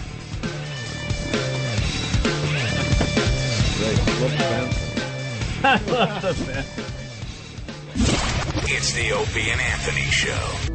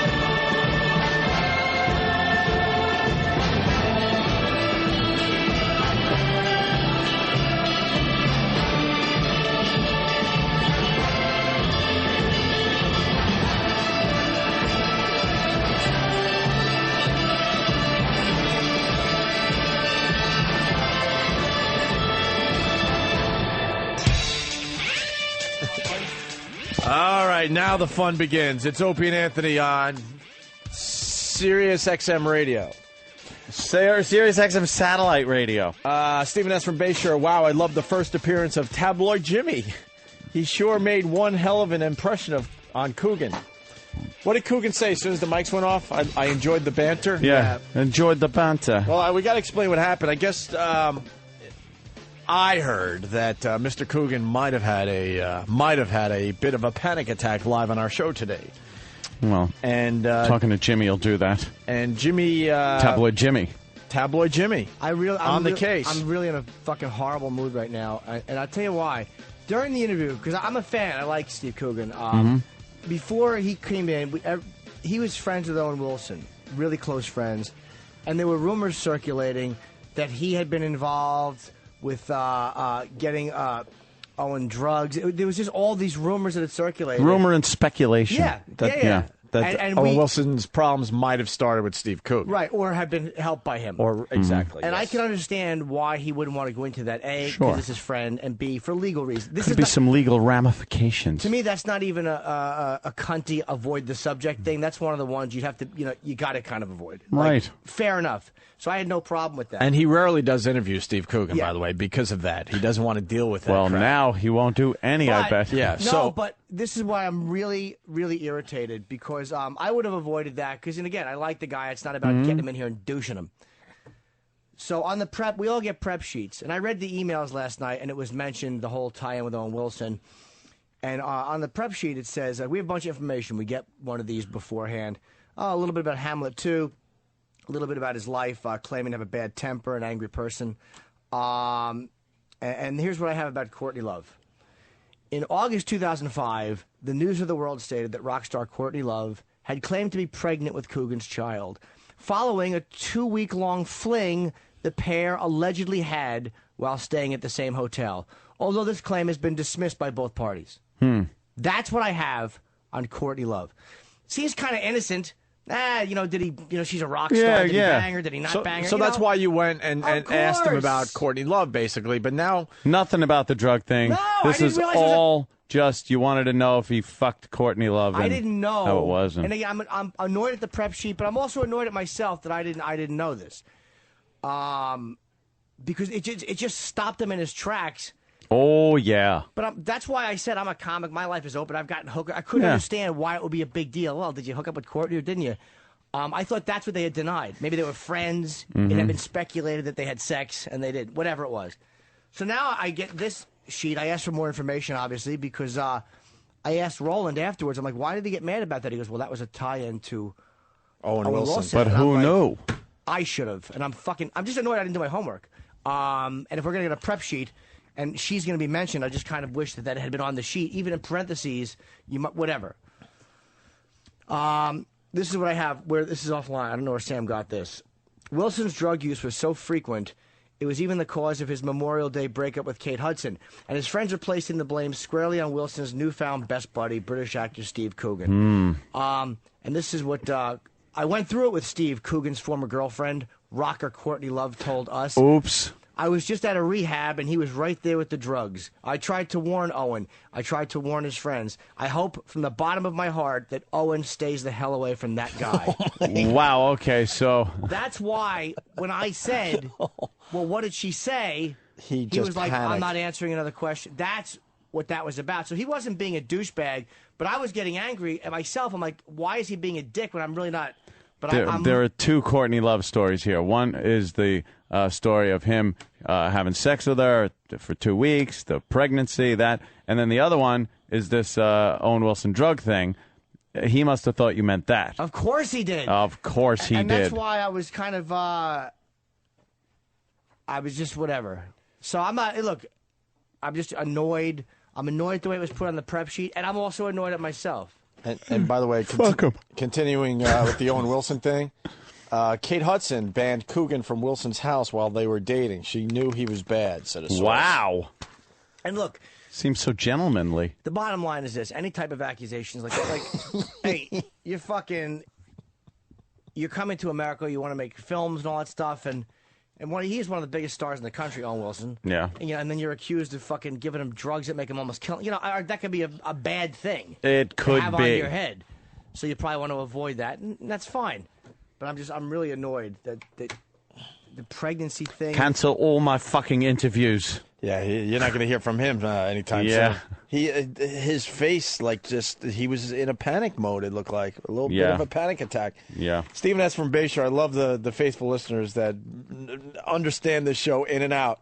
Line of the day was Opie hitting the exit theme 7 minutes early. Yeah, I noticed that, too. Fan-fucking-tastic, sir. Because I'm glad you did that. And everyone's looking like, wow, the show's over? Yeah. We had so much show's time over. left. I could feel myself getting so aggravated. I should have let it go, to be honest with you. But I was also getting aggravated at myself because, I wasn't. And I'm actually glad in hindsight I didn't, because now I know what it was about. Yeah. But I was like, you have to be attacking this person. Why is he? I should be attacking this person for not. And I'm glad. Again, I'm really glad I didn't. Yeah. I didn't know the Courtney Love / I didn't Owen either. Wilson tie-in myself. I don't follow that shit. So right I after asked an innocent question about the tabloids. Like, Well- what's the worst rumor they ever made up? All right, let's just Yeah. shit on them for a little bit. That's all that was about. Right after the show, I apologized to Jimmy. I'm like, Jimmy, I'm kind of out of it today. I wish I was there with you, because I would have went. I basically told Jimmy I would have went after him too, because it was such a weird, just answer the dumb question. Who cares? But now that you have more info, then you understand where he was in this whole thing. Yeah, and I mean, especially because I don't know. I mean, we got to play the game a little differently these days. And when someone goes, look, you get Steve Coogan on the show, but he would appreciate it if you didn't mention Owen Wilson. We kind of gave our word, and we're pretty good with our word. And I didn't mind not mentioning it because of the obvious reasons. He's not going to want to talk about something that could get him in trouble legally. Yeah, that's not that. that's not a celebrity being a pussy. That's just common sense. So whatever. I was really mad at myself, and I'm just annoyed that it seems so innocent. Don't beat yourself up, Yeah, sweetie. But I also, on the other side, don't want a guy who I like, just as a performer, to think that I fucking brought him in like some fucking cunty radio guy to go, oh, let's ask the big question. Yeah. And just know you're not going to get an answer and just try to fuck with a guy. That also irritates me. I like when we lead some of these guys to the slaughterhouse. I'm Ted, the uncomfortable interview guy. I just wish I would have known. I'm Ted, I don't know what I'm doing. I should just get my picture taken and stop trying to be an equal. You did get your picture and autograph, though. Yes, you did. What a ballsy move. Yeah, I didn't care. Get him all sweating. I got to see that picture of you shaking and sweating. What did he say after the show? I he told ran out him of the studio. I still didn't know I didn't really by get that to say point. goodbye to the guy. I still didn't know by that point. Right. So I said to him when he walked out, I'm like, dude, I wasn't trying to sandbag you. I thought maybe something weird happened in a relationship with Courtney Love. So that's all that was about. I'm like, I wasn't trying to sandbag you. He was just really quiet. He didn't say anything dicky. Yeah. He signed the DVD. He was cool Too about it. asshole. No, he wasn't a dick. He was fine. But I think on some level he probably knows that it wasn't intentional. At least I hope he does. Yeah. Because if it was intentional, I would have fucking been a prick about it. Yeah. But I was like, why is this uncomfortable? Like, I couldn't get why it was. Well, there you have it. I mean, Now we can. They've said some bad things about Mr. Coogan. Yeah, which is, again, for anyone in Hollywood to blame anyone else for them partying is fucking ludicrous. Sure. Anybody who's partying, and I'm, as me as a recovering addict, you party because you want to party. That's it. I'm also mad, Jimmy. I'm mad that I started the Rage music. Nah, well. Right when it was getting really good. Oh, I couldn't have been happier. When that music kicked in, I was like, thank you, Jesus. I really was debating in my head. It was like the devil and the angel were on my shoulders. I'm like, do I hit it? Oh, this is no, good. Don't hit this. Because he was having a good time before that. He's a whatever, but he seemed to be enjoying himself. But that, I could just see the vibe completely change and get completely uncomfortable. Yeah, man. Hey, by the way, we got people, because you're good at the interview, Jimmy. Tim H. from I'm Columbus. not good at the interview. I suck. Well, that's what I'm getting at. I Tim know. H. from Columbus, Ohio writes, Jimmy's interview with Eric Clapton. So, Eric, how's your son doing these days? Oh, no. Dude, I did that with Gene Simmons the first time he was in. I'm like, What did you say about Star Stowe? And you laughed because you thought because the name was so weird. You thought I was joking. Yeah. Star Stowe was a Playboy playmate, very sexy, who he did a chopper photo shoot with. It was a really famous Gene Simmons shoot, for Kiss fans. Mm-hmm. And then there was rumors that they were having sex, and she was so hot. And when you laughed when I said, "How's Star Stowe?" because you didn't know she was a person. And then he goes, "That's not funny. She died." So I asked the question, meaning it sincerely. Yeah. Because you said to me, "How come you're not asking Gene any questions?" Hope laughs.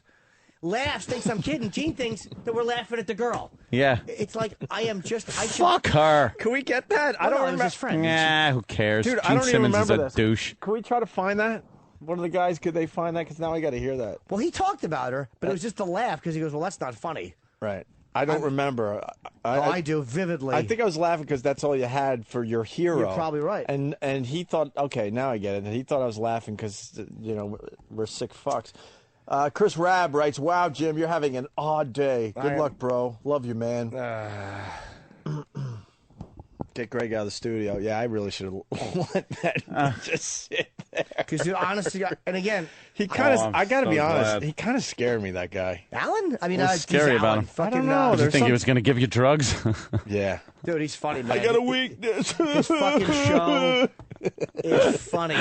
Yeah. Funny, man. It's one of the funniest shows I've ever seen. Alan Partridge Show is hilarious. There was something about his eyes. Then he must be a good actor. There was something about his eyes that kind of scared me. Very dry. There's some anger in those eyes. Yeah. Yeah, there's something going on in those eyes. The dry English thing. Mm-hmm. Some people can transcend it. Yeah. Others, they just, stay on that dry thing. You can't interview them. It's very hard. It's like pulling teeth, as they say. Well, again, Or sometimes knocking them down their throat like Jimmy does. John, intentional. Jimmy, I know. I'm just teasing I know. with you. I would almost, if it was, that would be fine. But I hate that I was unprepared for something. I didn't know something.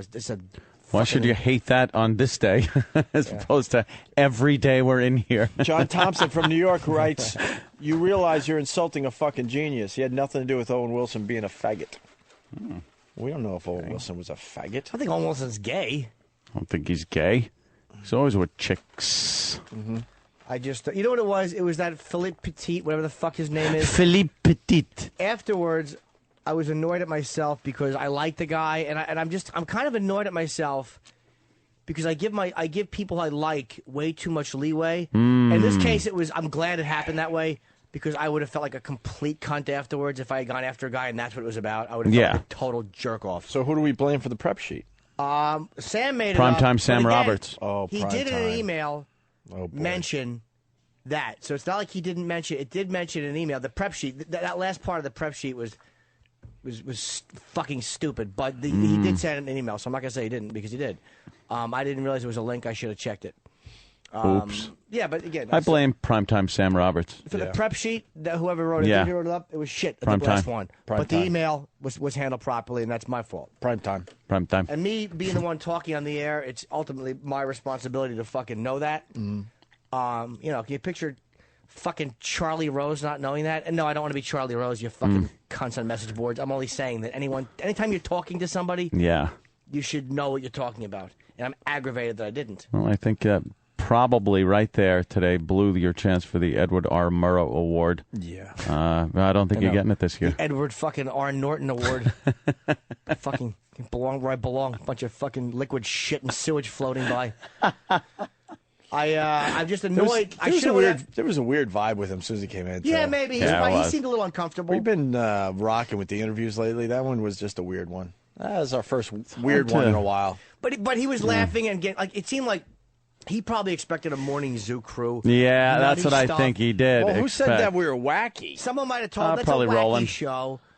We were kind of just talking, getting into it, and then he's probably like, all right, what's the vibe here? And there's guys walking in, taking pictures. It's a weird atmosphere to walk into. It's not like when you do an interview and it's just one guy and you. Yeah. When you walk in with what you would think would be a morning zoo because you don't know, and there's a bunch of guys just kind of seriously asking questions. Yes, sir. Yeah, So, freaks you out a little bit. Yeah, I was really irritated, and I know because I've been in different radio shows and been interviewed, so I know what's comfortable and what's not. So I wouldn't fucking whatever. That was not. No, it was very uncomfortable. But I'm annoyed that I fucking with that French fucking tightroper.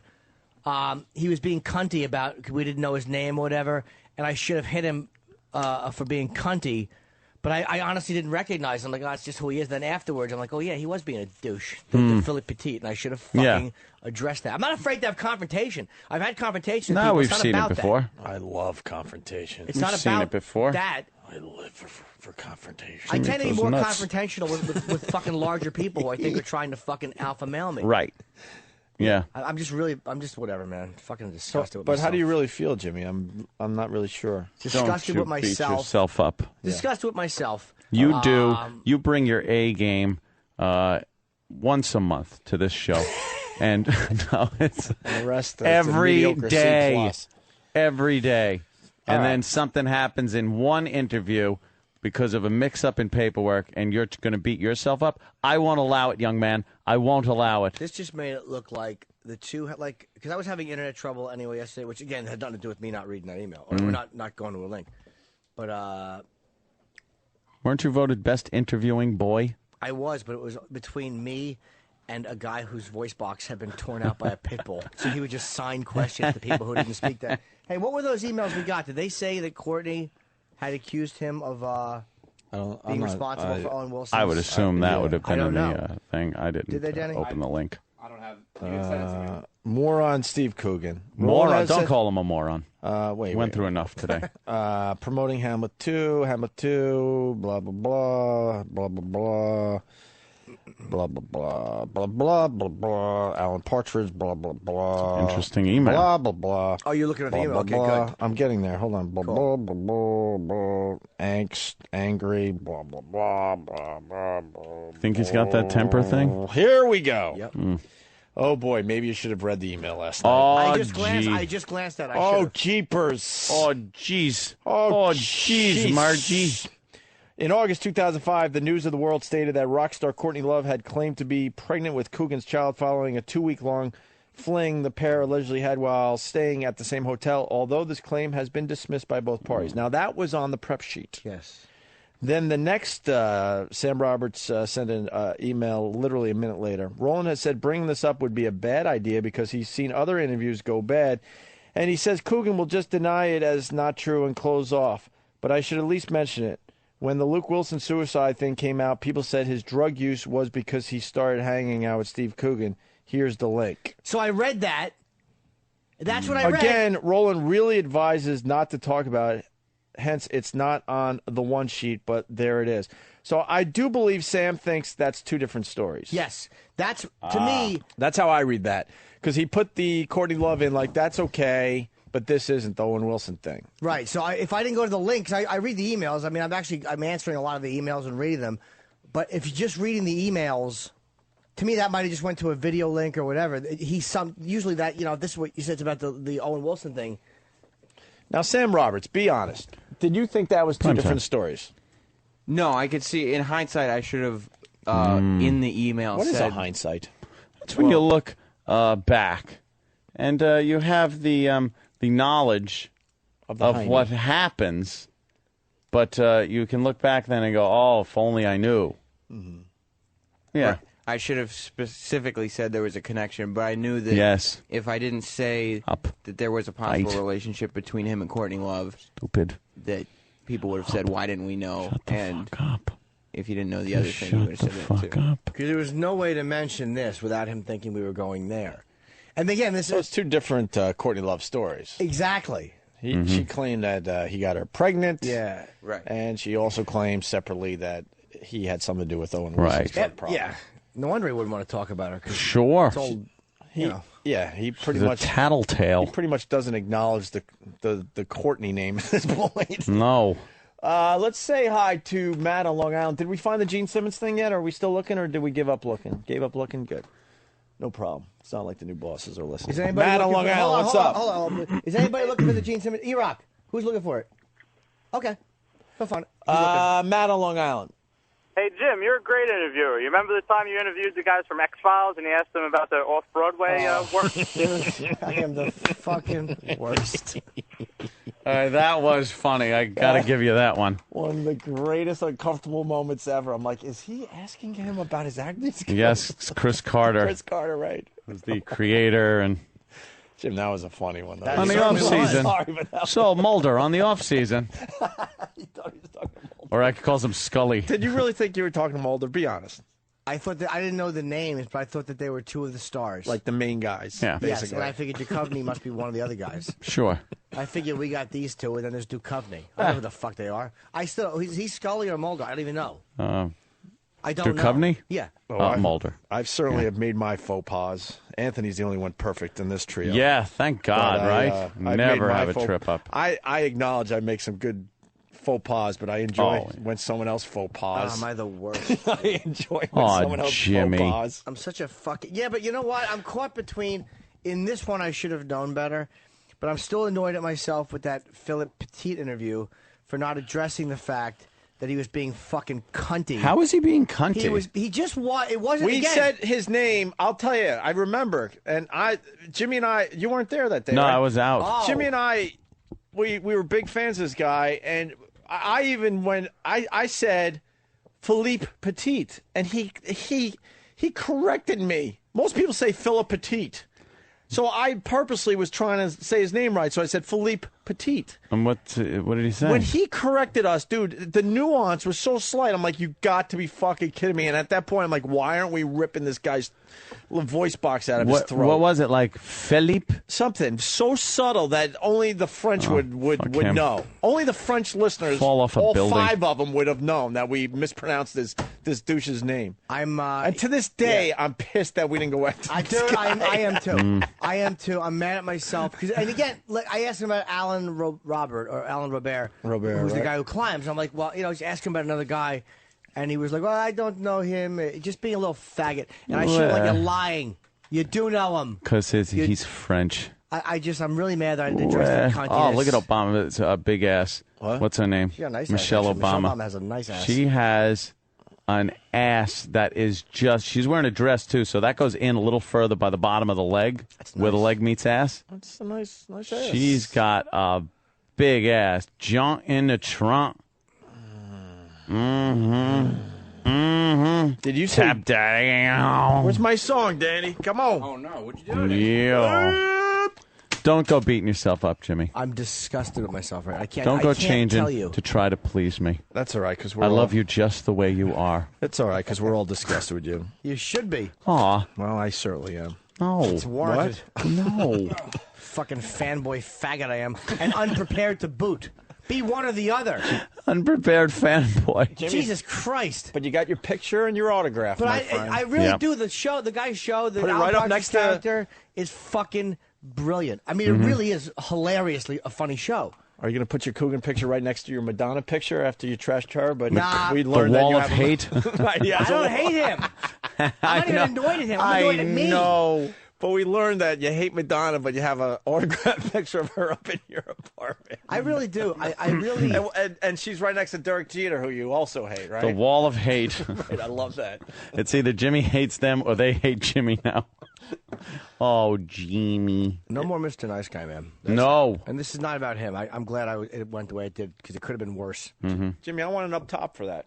No more Mr. Nice Guy for you. It's a Up little top. far. There you go, up top. I'm with Jimmy. No more Mr. Nice Guys. You? Yeah, I've been too nice lately. Really? Oof. No one's going to want to come in here. I must be sick today though, because I was like, man, I should have let that happen today. It was. You know what bugs me? It I was was gonna go with a ask him about Owen. Oh Dude, shit! can I tell you something? I was there. I was so aggravated not realizing the tie-in Yeah. that I was there, and I'm really glad I didn't do it, because I would have felt like such a jerk off, like finding out all the facts afterwards. Yeah. Wait, someone is reminding us of another interview you did. I don't remember That this just one. sucked, man. Can we get a montage of Jimmy moments? Jimmy interview moments? You've got to have the dress about the dress. When you got the dress at the mall, something with a dress. Yeah. Love that one. Faggot.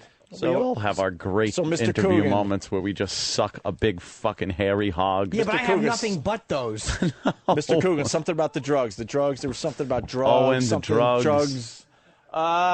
Pittsburgh. And that's check it why out. he sarcastically said when I asked about Elizabeth Shue, "Oh yeah, we were doing drugs." Like I guess he was just being sarcastic because he figured that's the road we're going down. Yeah. Why didn't we go? We should have went all in. We were slight in at that point. You might as well go in, all in. Didn't know. I'll tell you why. Oh, does this have something to do with the Owen Wilson thing? What was that about again? Because we just meant, or Jimmy just meant, the sex with Courtney, not the fact that she said that you just about killed Owen Wilson. Holy shit. Damn. Let's say hi to Mike in Pittsburgh. Mike? Good morning, boys. Hey. Do you remember that mundane interview you did with Craig's from Craigslist and how... Oh, hold on. Can I slow you down? That always makes us feel good when you hear... Remember that mundane interview? That mundane interview. That we had to sit through out here in Radio Land? I thought he just remembered what day of the week we did it and said that Monday interview. Right. I didn't think we were being insulted. All right, yes, I sort of remember that mundane interview with the guy that started Craigslist, yes. Yes, and you kept calling him fag under his breath, and Anthony had to get louder and louder to cover up Opie's insults. Yeah. Oh, that's right. I've done that for many years. What's wrong with that? Oh, nothing at all. Good job, Opie. Well, because he was being such a dick that day. I'm like, all right, I'll show you, dick. Exactly. Prostitution is what we come there for, and he doesn't want to admit it.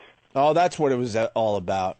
He was so downplaying the whole don't even call it prostitution, the using Craigslist to hook up angle. He was like, oh, it's a great place to go to get furniture and an apartment. I'm like, all right. But what about the sex thing? It's like, that is a very small part of what we're about. That's right. Thank you for the reminder there, Mike. He probably has to say that because otherwise he's knowingly let prostitution go on his... All right. Can we get the boys together to do Uncomfortable Interview Day? When can we get that together? Just pieces, not the whole interview, but just Uncomfortable Interview Day. By the way, the Gene Simmons interview was in 2001. What? We're going way back. That was the first NEW. NEW. Oh, yeah, that's where that happened. Oh, well, now E-Rock knows where to look. Tippy Tom was in that day. Jeez, I don't remember. Singing. It's definitely a good show, then. Yep. Tippy Tom, Yep. yeah. People say you do a good Osborne interview, though, Jimmy. Perfect every time. I'm just a fanboy. Perfect every time. I get nothing out of people, which is fine. That's not what my job is, but then I shouldn't talk to them. It's fucking, I'm really, for real, I'm just disgusted with myself right now, and I should be.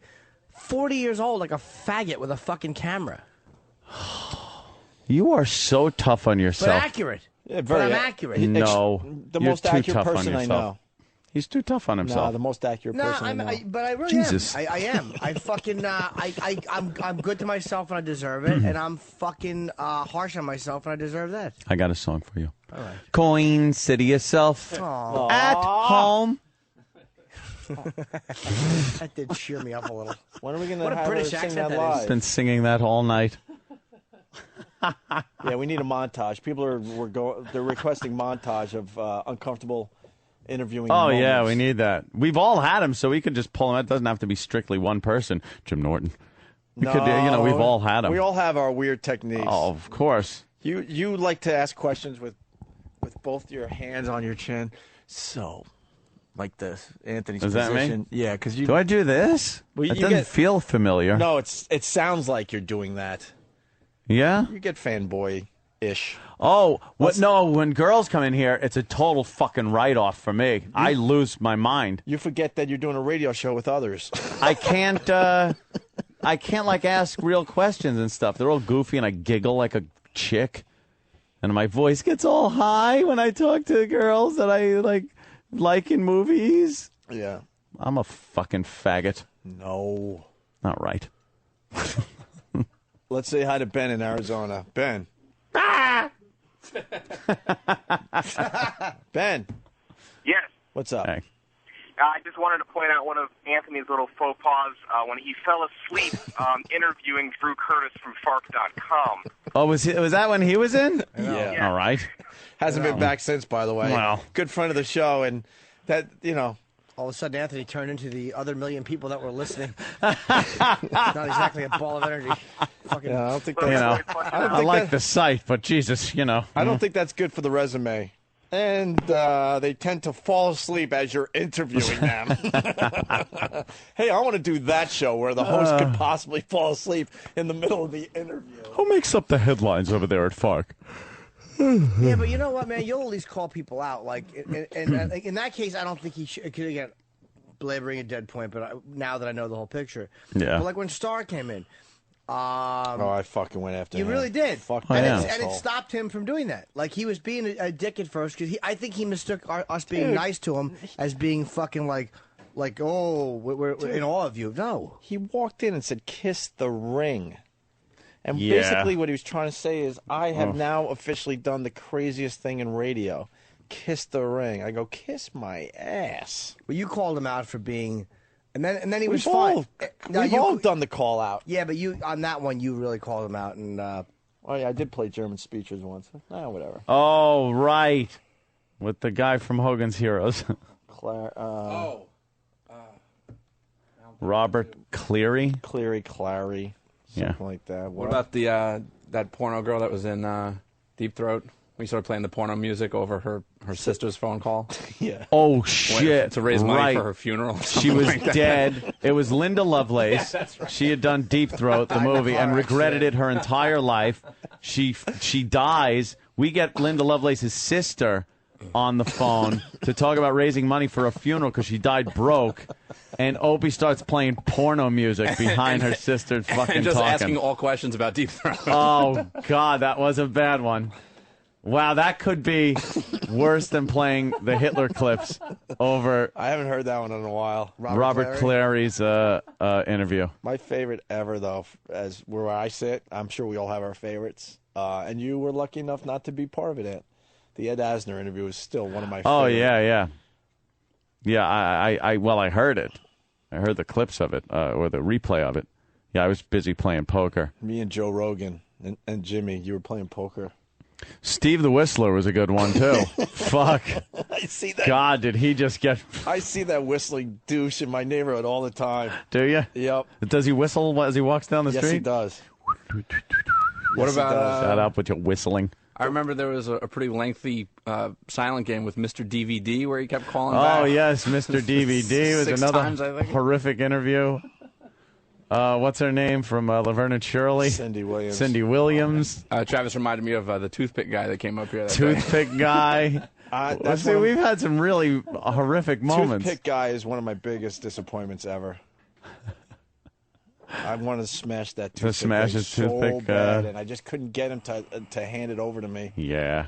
And then we spilled mustard on the Asian guy as he was coming into the building. Oops, what's this wee shit? The guy that had to walk in the building with mustard all over his hair and his suit. He didn't know where it came from. Probably thought a big giant fucking Duffy bird shit on him.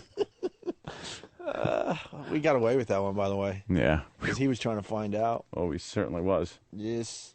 You're right, Jimmy. We're trying to make you feel good. Oh, yeah, we're talking about other moments. Oh, Did no, you see what happens? I'm just, no matter what happens, we've all been douches, but I'm just really just disgusted with myself. In that area. You had your Chris Jericho moment. That was right up there, dude, man. That was right up there. That was a good one. Guys like that are bigger than me, for some reason, I'm more comfortable having confrontation with. Because you're a tough guy. And it's not that, though, at all. Guy could have murdered me. Yeah, It's Jimmy's a tough guy in front of a microphone. I don't get ever try to physical with them. No. You fucking berate them with your wit. I just tend to get very defensive if I feel like someone is trying to use their size over me. Mm-hmm. I don't know why it's that way. Like, why would I be confrontational with him or with the Pen the first time he was in? I don't know. I'm just annoyed at myself for my inconsistency. I really am. It was a bad interview. It was an uncomfortable interview, and I'm just mad at the way I did it. You're only human. I know. I am. Yeah.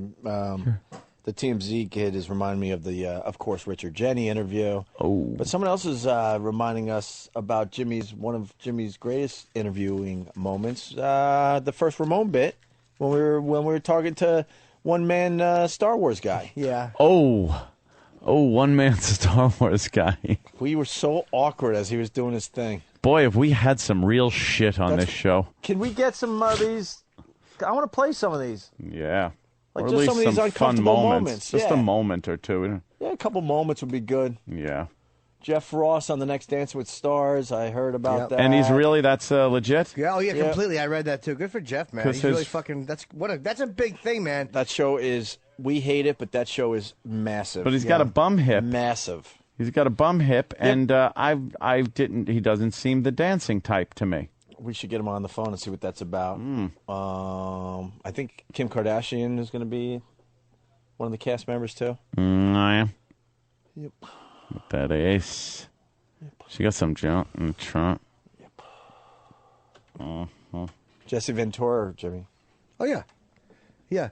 Yeah. That for some one reason, of your greatest moments. Under those circumstances, I'm fine. He took on an ex-Marine that basically said, don't sleep because you'll be dead. Navy SEAL. You got to sleep sometime. Let's remember that, Jimmy. Under those circumstances, I'm actually when it's a heated debate about something or an argument, I'm okay. Yeah. But it just in like this situation or the French situation, I'm shit. Hey, not as a person, but as an on-air person. Well, that's debatable, but poor Jimmy. No, believe, dude, 100% I'm agree. Beating himself up. But accurately, not for pity, but because I really am thinking that. Chester's liver is reminding us, and I don't remember this one, the speed reading interview or the speed reader interview. I kind of remember that. What was bad about that one? What did we do wrong with that one? I think the pages were coming out of the book. Not sure. Chester's liver, you got to help me out. I don't remember that one. The speed reader interview is a classic too. Why? Oh, the first time The Rock was on the show, yeah, it was really uncomfortable. Oh, that was. The Leslie Nielsen interview, but that should have got more legs. Oh, the Tucker Max interview, which got some coverage recently on Gawker.com. Yeah, they did just mention that on Gawker. Someone was that asking fucking me about Tucker that. Max with his fake stories, and he's becoming huge because of it. They might even be making a movie out of that book of his that is full of so many lies, in our humble opinion, and we called him out on it on our show. It was really weird because that moment we all realized at the same time. 'Cause we were all completely with the guy. We were rolling, enjoying him very much. And then when you kind of feel like you're not in on it, like he's really talking to us like we're fucking dummies and we're going to believe this. Right. Yeah. What do you expect? Then you got to turn. Yeah. Yeah. Burp. Yeah. Yeah, people are just saying, Jimmy, don't beat yourself up. No, I should, and I'll continue to because it's accurate. No. I'm not beating myself up like, I don't have talent, I'm not a funny guy. But on this one, my self-disgust is deserved. Yeah. Tommy Lee, of course. Yeah, that was a solid moment. Yeah. We showed him he's massively huge, and we're still fucking doing radio. Hey, though. We show these people in the end, don't we, Ann? Yes, we do. Remember when we told The Rock that we'll be more famous than him? Yeah, that worked out for us, didn't it? You didn't really say that, did you? Oh, yeah. Something like that. It got so ugly with The Rock. I'm like, you're just like one of these... I don't remember exactly, but basically it was like, you're a wrestler. You're gonna come and go. We'll always be more famous than you. We're such fucking cocky assholes, and boy, that worked out, huh? Ant? Oh, always. I think he's starring in his 7th blockbuster movie. Yeah, it's never gonna work. And we lost another 3 markets overnight. Wonderful. That ship Just may have sailed. barreling towards success. We're just assholes. Oh. We actually told The Rock what was up. Yeah. You're doing that Q wrestling thing. This is where it's at, my friend. Yeah, you keep doing that. Injure yourself. You'll never get anywhere. Could you find what I said to The Rock? All right, we found the Gene Simmons thing, Jimmy. So this goes back to 2001. Was this the first time that you interviewed Gene Simmons? Yep. Because Ann and I, early on in our NEW career, we were lucky to have the entire band in, and you want to talk about uncomfortable, we were freaking the fuck out. And this was a little later down the road, a couple years later. Jimmy's now doing our show. And we're laughing at Jimmy because, like, Jimmy, your hero's here. You haven't said shit. And this is how it went down. Mm-hmm. Gene, thank you. Had a ball. This has been a pleasure, especially for Norton, who said nothing. Norton, come on, say something. I was just very happy to One sit next to you. question. What should I ask him? Can I push in your cheeks? You've been a fan for over 25 years. Yeah, one question. we met, and I want to get a picture. There's not one question you want to ask him. Something that he can talk answer. to Star Stowe. It's not even funny. Star Stowe passed away. Did you really? Yeah. Great question. Well, that's the one name I remember from the 70s. Star Stowe was a beautiful playmate. in 70-something. She was Just ruined it. gorgeous. She's never gonna You come know, back now. but she had a wonderful life, and unfortunately, it didn't last long enough. I'm sorry to say. She was the girl from the, I think, the Chopper poster. Gorgeous, gorgeous girl. Beautiful, nice human being, innocent. All right. Thanks for bringing the show down, Norton. That's the only name I could think of. Oh, good job. God, do I suck?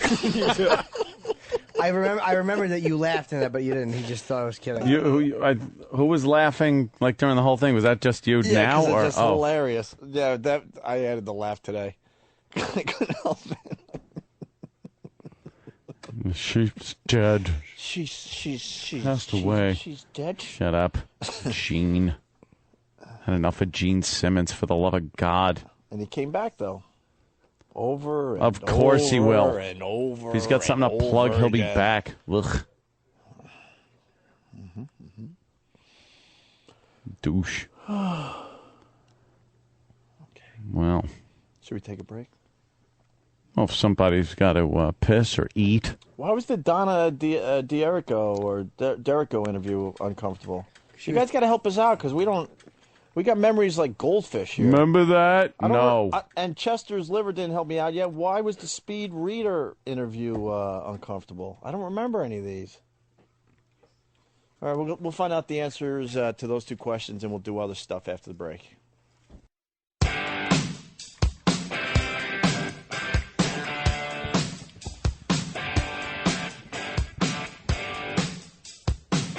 Dweezler on instant feedback, Anthony. They Yes. remember one of your uncomfortable moments. What did I did? How about when Ant asked Cal Ripken Jr. about Kevin Costner? Ah, see, because I didn't know about that situation. That was you, my friend. And someone brought up, why don't we bring up the Kevin Costner thing? And I was like, I had no idea what it was. So I was like, hey, what's with the Kevin Costner thing? There was a real strong rumor that Cal Ripken Jr. found out that Kevin Costner may have been with Cal's wife, and he was in the middle of a fine hitting streak or a games played streak, Garrick streak, yeah. where they decided to make believe the lights weren't working at the stadium, so he could actually go home and see what the hell was going on. Right. That was the rumor, and Snopes said no to that rumor. Yes. Snopes said that's not true. But he doesn't want to talk about it whatsoever, and you brought it up to Cal Ripken Jr. Whoopsie. The great Cal Ripken Jr. I'm supposed to know about goddamn Kevin Costner and Cal Ripken. Mm. I didn't think it was some kind of a seedy little, love triangle rumor. Mm-hmm. What do I know? All right.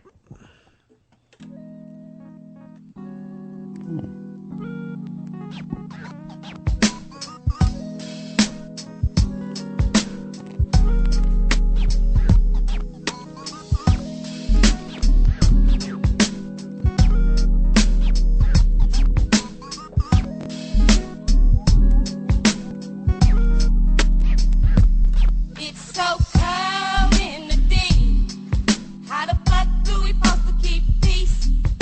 What's all on a nigga's mind? Working and doing time. It's so cold in the deep. How the fuck do we supposed to keep peace? What's all on a nigga's mind? Working and doing time. Mason, he was like a brother to me. Shit, we all used to slang. Blaze from trees, playing, drinking games and shit. Always in the big thing. This is an exclusive, by the way. This is the music Obama's coming out to on, what, Thursday? Yeah. Yeah, is it?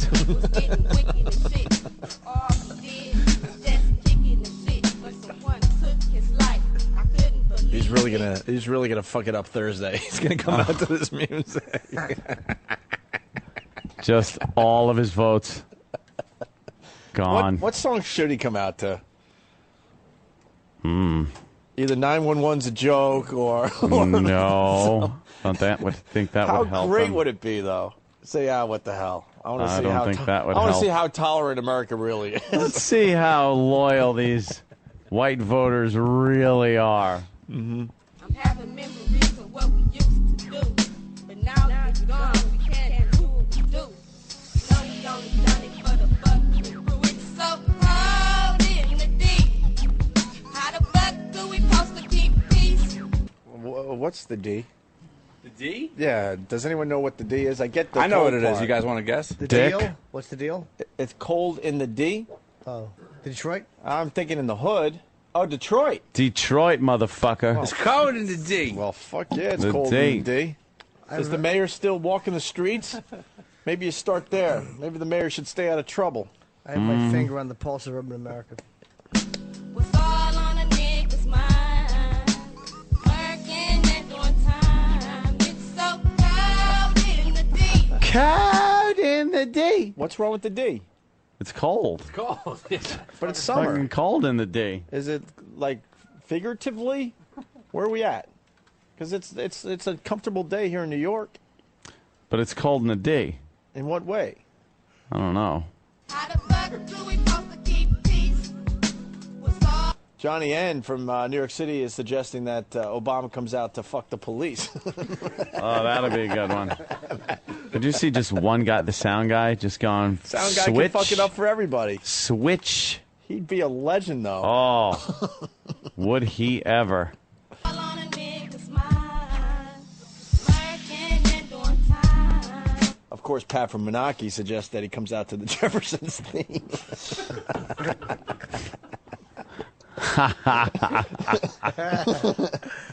Oh, that's fucking hilarious. There they go. Ladies and gentlemen, the next president of the United States of America, Barack Obama. Obama. Yeah. Coming out, making his way onto the stage with wife Michelle. Walking like George. Yeah. Wife There's Michelle and her amazing traps. And the family's 2 children walking out on stage now. Yep. Greeting vice presidential nominee Joseph Biden, who Barack humorously calls that honky. Anyone else notice that Joseph Biden is maybe 5 years away from looking like that old guy that looks through the screen door in Poltergeist? You're all gonna die! That's scary. All right, let me get back to this cold in the D, E-Rock. Of how we used to hang and bang. It was never no complaining being in the D. It's bad for your health. How the fuck Terrible. Why are they complaining in the D? It's cold. Yeah, but they don't have a mayor. They can get away with whatever the hell they want now. It's hard to keep the peace. They don't got the It's mayor. hard to keep the peace. And it's all on a nigga's mind. What But is are it- you doing? But it's he's reciting the I'm lyrics. just saying. That's why why it's so cold. Please tell me that was lyrics. You Yeah. just recited. What do you mean cold? Like, not literally cold, right? It's like, it's cold. Well, she looks pretty bundled up there. I don't see how she can be Wow. cold. Oh, wow. Is that it? She's got the chop meat hair and everything. Holy shit. Damn. It's cold It in the must be D. cold in the D. Holy fuck. Oh, shit. It's Oh, cold yeah. in the D. Got my Mercedes. 14-year-old Mercedes. Yeah, that's an old fucking piece of shit Mercedes. It's Foss's car. Looking This- for a new Mercedes. Yeah, look at this great camera work and special effects. If it's cold in the D, why isn't she inside? Yeah. Yeah, the whole video shot outside on the street. It's cold in the D. Go inside. Most people understand if it's cold in the D, you go inside for a while. Yeah, why You're don't you right, rap Jimmy. in D as indoors? They're dancing now. How about we do another Obama song? Ladies and gentlemen, you're the next president of the United States of America, making his way to the stage, Yes. Barack Obama. Ah.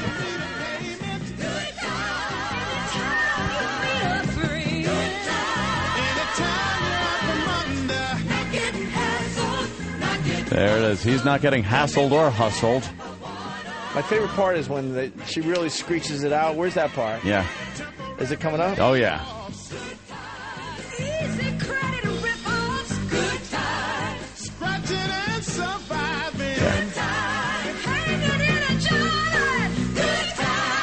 Yeah.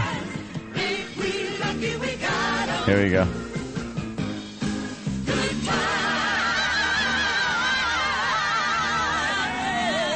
Yeah. Hell yeah. Good times. Wait, what is the line? Easy credit what? Rip-offs or something? Oh. Easy credit, what is it again? I think it's rip-offs. Rip- yeah, we could do that one next. Yeah. But it's cold in the D. The papers when these niggas want you well. It's hard in the deep when you're trying to keep Now you can rest, my nigga. You don't have to worry about them test niggas trying to throw Texas at you, giving you stress. You know your love was riding. That's why them niggas tried you. How could you tell?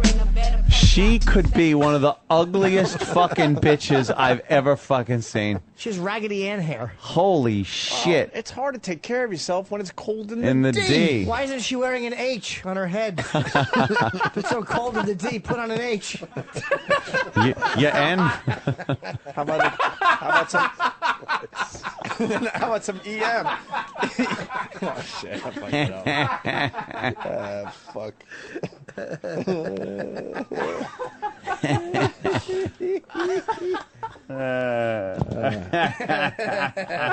All right, listen. It's cold in the day. See my nigga gone to that better place now. I know your mom and fam going through something. They'll be okay. All the real niggas gone and the worms are left. So cold in the deep. How the fuck do we supposed to keep peace? What's all on the niggas' mind? So what is she trying to say with this song? I don't know. It's That tough to keep cold the in the peace. D. What's going on? Yeah, it's tough to keep the peace. What? Is it cold? Well, I know- Or is there a problem in the community? I know Russia invaded Georgia. Are they going to invade Detroit next? Yeah, it's what about- cold in the D. And how do you keep the peace? What are they talking about? Gang violence? I don't know. guess. They're Is that- dancing. Well, Is that her son there behind her? No, it's probably too cold in the D. Why is everybody fighting in the cold? Just fucking behave yourselves. Oh, her name is T-Baby, by the way. T-Baby. T-Baby is, ugh, is As that in- terrible? As in 10th baby.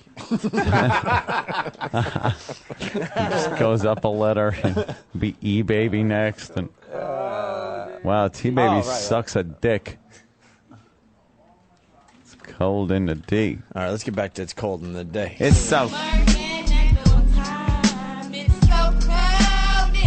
It's so cold in the D. How about you write more lyrics so we don't have to keep hearing the It's Cold in the D part? How the fuck do we supposed to keep peace? You know, call me crazy, but it's gonna be tough to get airplay with the how the fuck lyric. What's all on the niggas' mind? Working at one time. We all work together. It was Mason. Rest in peace to you, big baby. And Dorothy, baby Tyrone, Antoine, baby Maurice, Modog, Tito, Ray Ray. Rest in peace to my nigga Ray Right, we Ray. get it. It's cold, Ray Ray. It's cold. Put some fucking gloves on and shut up. Ray Ray ain't hearing nothing, man. No. Ray All right, Ray's. well, well, then it's in cold the in the G. sea where he's fucking laying. Vito, Tanisha, can't forget that nigga Sweetie and everybody else from the block. Anybody fuck with us, we always kept the pot. Mason, 1981, 2006, we'll see you again. We got much love for you, my baby. This part of the song isn't fun. All right, now we're back to the fun. How the fuck do we supposed to keep peace? What's all on the niggas' mind? Mm-hmm. This is fucking abysmal. We're almost done. Cold in the D. How the fuck do we supposed to keep peace? What's all on the niggas' What happened? What Danny looked in the... Danny looked through the glass there into the producer's studio and started laughing his ass off. Oh, let me see. What? Oh, you know. Oh, come on. That phone call That's would get us fired. Let them play the home version of the Opie and Anthony show. Figure out what the T stands for. So cold in the D. Ladies and gentlemen, coming to the stage, the next president of the United States of America, Barack Obama. Oh. Bo. Barack making his way on the stage, apparently with a basketball. Yeah. And rerun. Did you see what song they played for Ted Kennedy yesterday? Let's see. What was it? Believe me, we're rifling through. It was I know. Presidents of the USA lump. Oh, God. I think it was Still the One, was it? I don't know. Still the one. Was it that? Still the one. Oh, stunt brain doesn't work over here, so we don't get knowledge over here. Just not political knowledge. Yeah, that's true. The Beatles. I'm fixing a hole where my brain leaks out. No? I like it.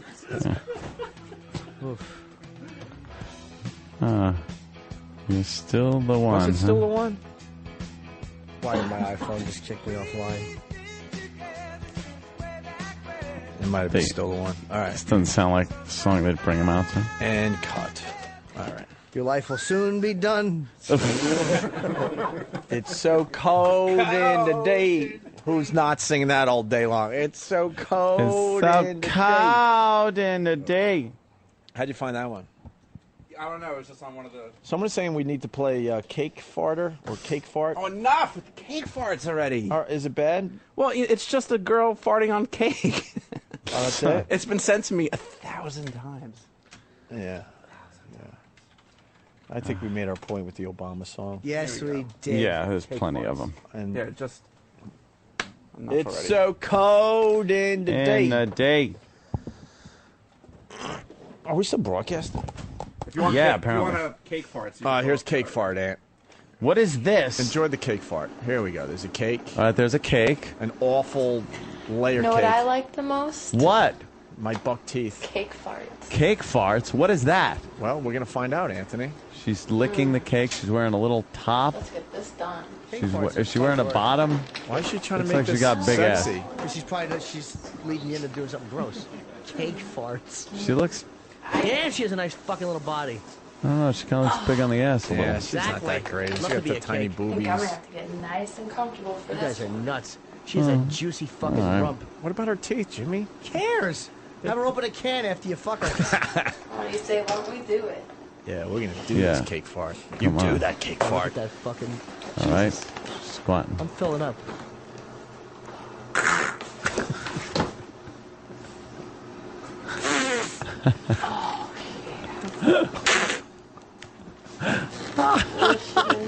She's farting on the cake.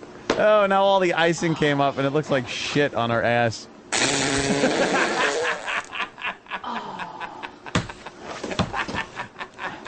More.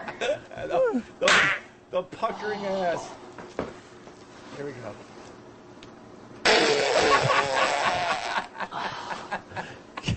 Danny, I kind of like it. I'm sorry. Cake fart rules. Yeah, but I know that you. But could you imagine what would have happened if I said, "Here, play this. It's great." Right, here's the cake It's fart. called cake farts. You would have been like, "What the fuck is this?" I love how her asshole looks like an opera singer. Yeah. Here we go. Oh, she's done with the cake farting. looks No, I like. don't think What so. a fucking ass she has, man. Are we doing cake shitting in a second? Dude, I swear, I'm filling up. Yeah, you like that? Why? that's comedy, not sexy, Jimmy. I think there's another one called. She got an ass that that asshole. I guess you could fucking Dude, she's got an ass for days. pudding farts. Oh yeah, it never ends. Same chick, different chick. What are we looking at? I don't like she's wearing panties.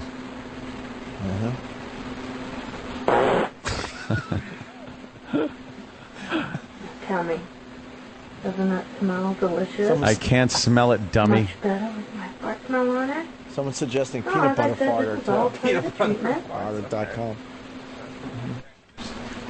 Oh, there we go. Underwear's off. All right, now we're getting Sitting in the pudding. Ass.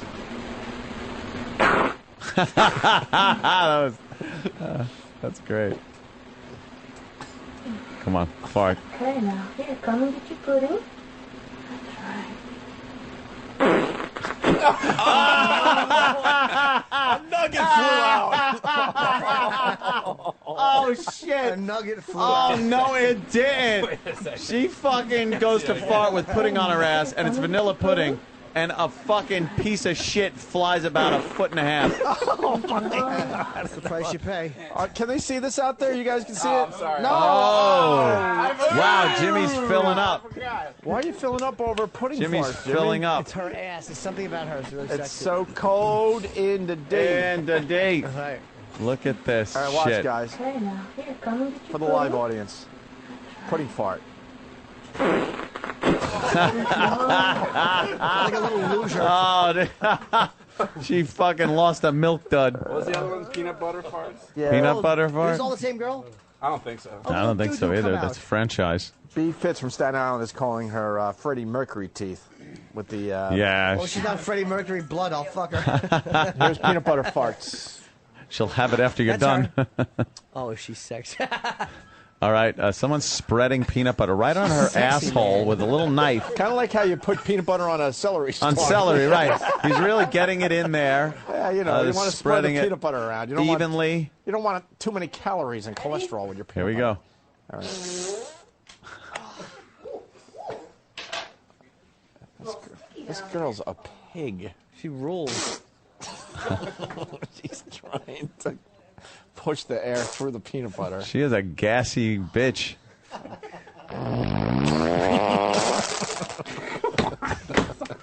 She's fucking. She does rule in such a weird way. Dude, who it's wouldn't so date her? cold Holy shit. in the day. She eat for dinner helium balloons. Wow, that's a good find. Yeah. Good find. Someone's suggesting meatloaf farts. Meatloaf farts? Oh, wow. Why? Yeah. Meatloaf. Can we get girls to come in and do this? Let's find her. We want to She have might a be girl to local. come in and shit on a table too. Yeah, a glass table, Jimmy. Yeah, of course. Glass table. We got to keep it clean. Keep Otherwise, it it clean. would be Keep it silly. clean. At this point, it doesn't matter though. We only have what? 40 days? How many days are we down to? I think it's 33 or 4. That's it? I think so, yeah. What? What? Let me check. What? It's so cold in the day. Oh my god. No. What are you gonna... What is this? No, I really don't think you should. Oh my god. What is she doing? Those are so... Meatloaf farts? Those are fake farts, by the way, people. Yeah. We live in the world of real. Meatloaf farts is a fraud. That's right. Not like pudding farts and cake farts, which are days. real. 35 days left? 35 days, 13 hours, 33 minutes, and 0 seconds. Don't make me hit that button. Everyone, just so shuts cold up. in the day. Oh, that's our meatloaf. It's all over here. Oh my god. Why the Do fake you farts? see this? I'm depressed she's been now. busy. And her acting is so good. Oh, sorry. How are you sorry? Like you she didn't know she was going to do it. You Yeah. just plop, you put meatloaf Yeah. on a chair and flop Yeah. your pussy and asshole on it. That's where sorry doesn't work. When Yeah. when you're completely naked, putting your asshole in the dinner. And then Your she does it asshole's again. On the meatloaf when Right. you're farting. Right. Where's the accident part? Right.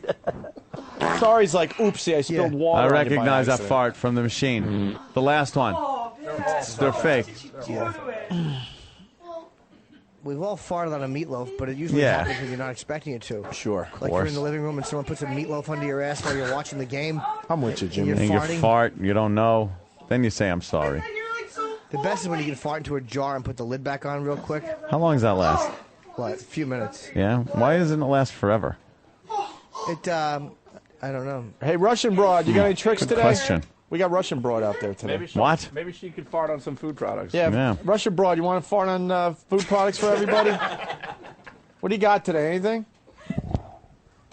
You guys are becoming a hit on YouTube with the kicking of the groin. What's the search for the kicking of the groin video again? Pat Duffy kicked in the nuts. Kicked in the nuts on YouTube. It's getting some nice views today. Oh, of course. Any? Yeah, I think it's got like 8,000 views between All YouTube right. and Foundry. What? It's pretty good. That sucks. Actually, we've gone 1 million on some In of our less than videos. 24 hours? Oh, yeah. 24 hours. The first 24 hours is very important. Extremely. The life of a YouTube video. Yeah, Baby Bird video got close to 1 million in the first day. Yeah. Yes. I got about 2.5 million now on my All right, stop being a stellar braggart. Vista. You're being a braggart. Yeah, I am.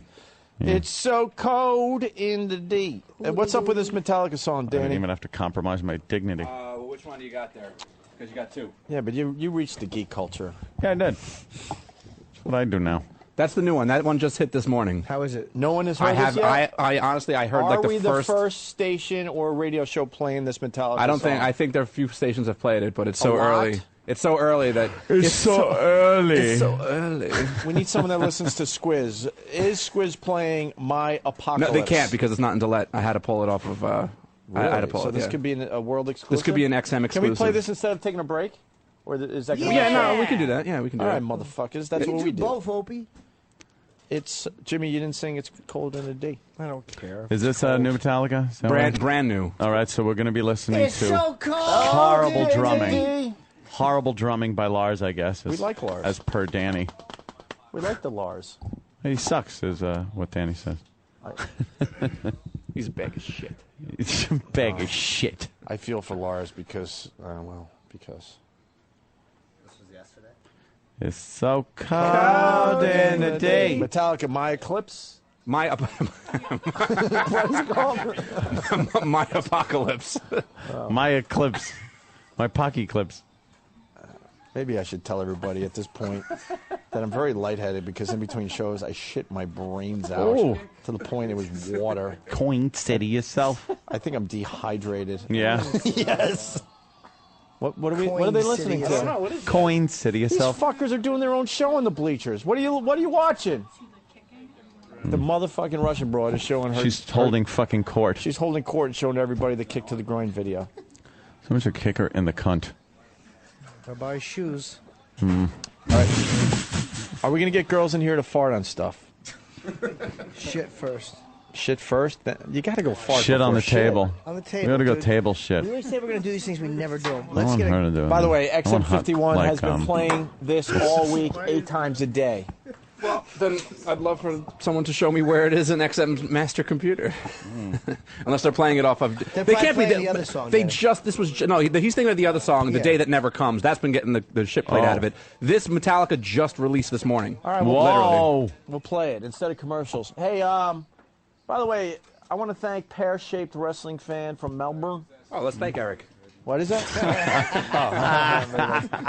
Actually, it says Eric. He's been trying to turn us on to a video. A stripper knocks out a dude cold. It's not just a stripper. That girl was in the Olympics. Is it real? Dude, it's real.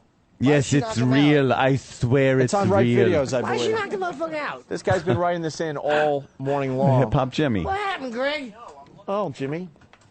Some guy thought he could take a punch. Copy paste.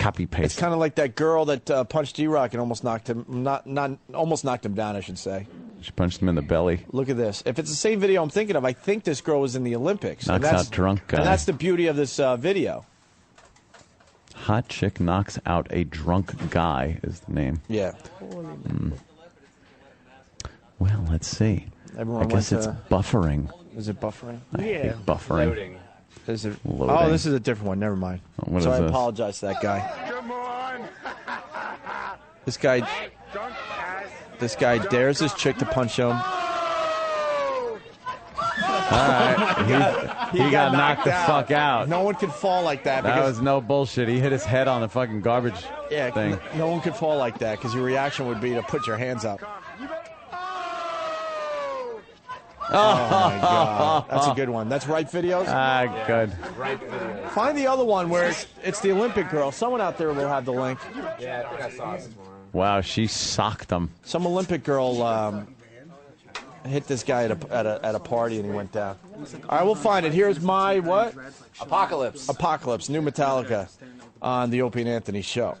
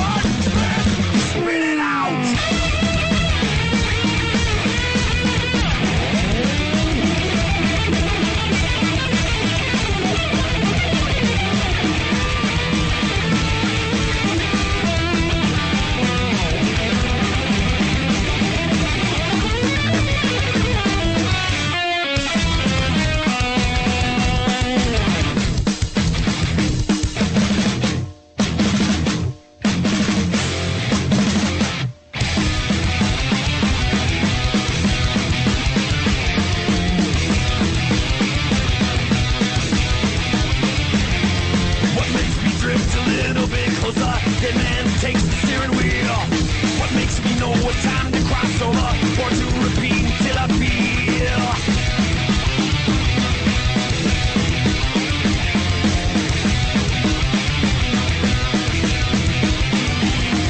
See through the skin and the bones, they all rattle. Future and past, they disagree. Flesh falls away, the bones, they all shatter. I start to see the end in me. See the end in me.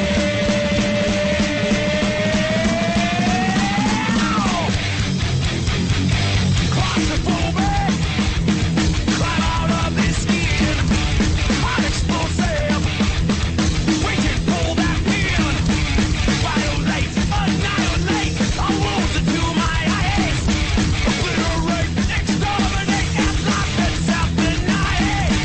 Fear thy name as hell awakens. Destiny inhale the fire. But we cross that line into the grips, total eclipse. Suffer unto my apocalypse. Tyrants awaken my apocalypse. Demon awaken my apocalypse. Heaven awaken my apocalypse. Suffer forever my apocalypse.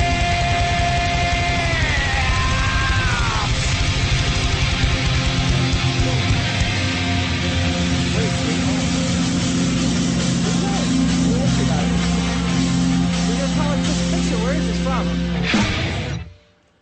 Wow. So where were we? We're back. We had a picture of Stephen Carr up. Yeah. Where'd you guys get this? Of the Fine Band Foundry. Where'd you get it? Wow, Charles? that's This is at least 10 years old. This is on a Foundry fan site. There was one, and it's from the old Wayback Machine on the internet. Oh wow. And there's another one. Yeah, let me get to the other one. That's awesome. What, another Stephen Carr picture? Stephen Carr. Oh, isn't that just disgusting? No one wants to comment on that We'll get to Metallica it. song. Yeah. Oh, you know, I actually liked it. You didn't like it? It was all right. Ooh. It was all right. Feels forced. Stop. Yeah, exactly. I was about to say, stop forcing the music. Really? Oh, Man. boy. So forced. All right. Were you singing Pendulum there? I might have been. Wow. Might have been You thinking see about me it. come and best get out of my way. So where was this? Some fucking bar in the burbs in Mass, I think. Is that the only picture of you? God, I hope. What did it so. say? Found you the ultimate Oh, fuck. rage, The ultimate rage rock. Were there exclamation points after it? Yes. 3 of them, I Why believe. the exclamation? The ultimate rage rock! How'd you get John Popper to front this one? Wow. Wow, that was 400 pounds. Wow. What do you think you look like there, Steve? Embarrassing. A blimp. But at the time, you were rocking. Fucking. You were all about Well, the rock. I was covering up a lot of shame. And what are you doing now? Just doing it and manifesting it differently. Actually. Differently, sure.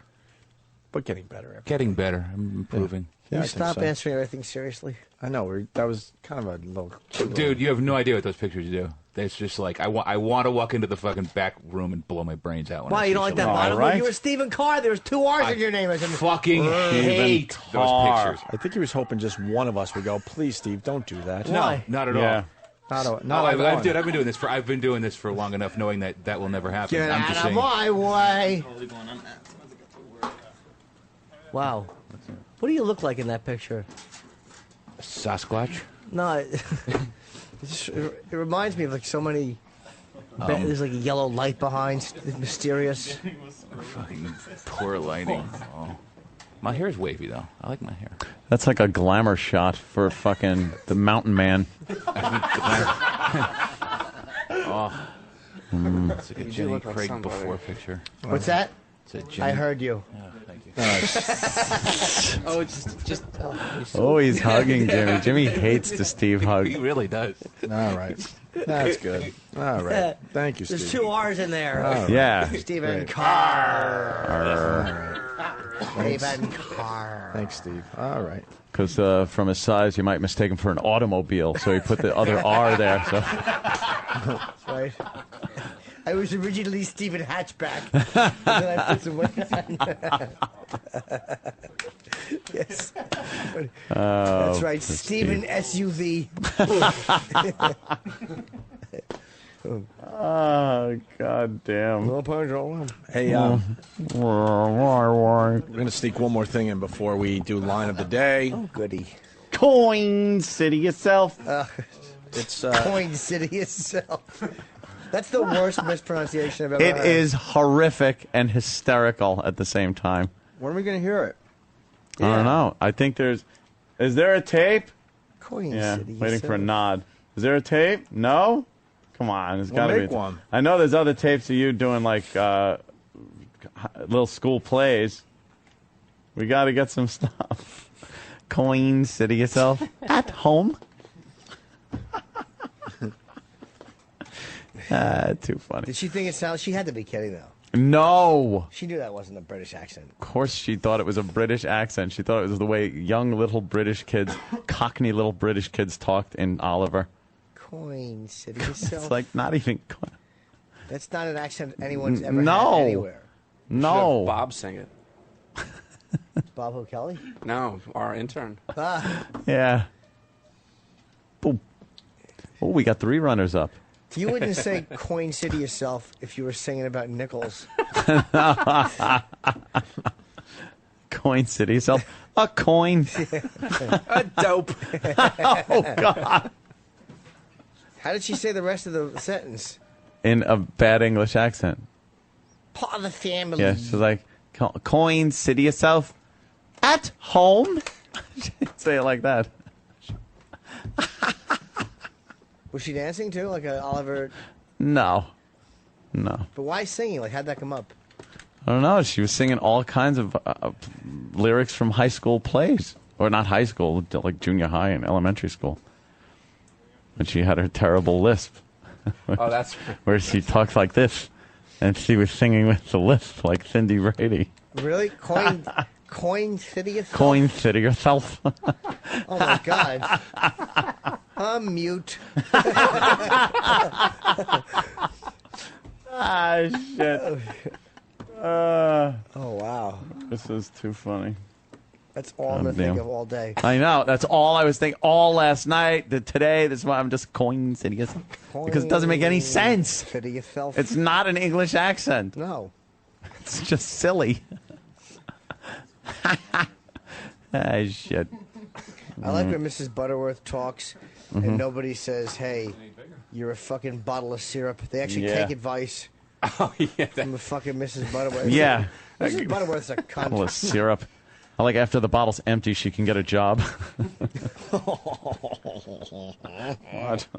Mrs. Butterworth takes it in the ass. Did Vicky fuck Miss Butterworth? Larry, you're going to find Miss Butterworth dead in the hallway. Coin. Coin.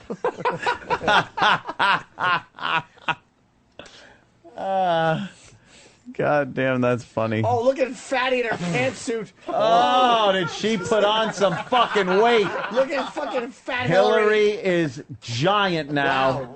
She said, fuck it, I'm eating everything if I can't be president. She's got bunt up to her chin. You see that? Fucking bunt. Look at it. It's a good color for you, blimpo.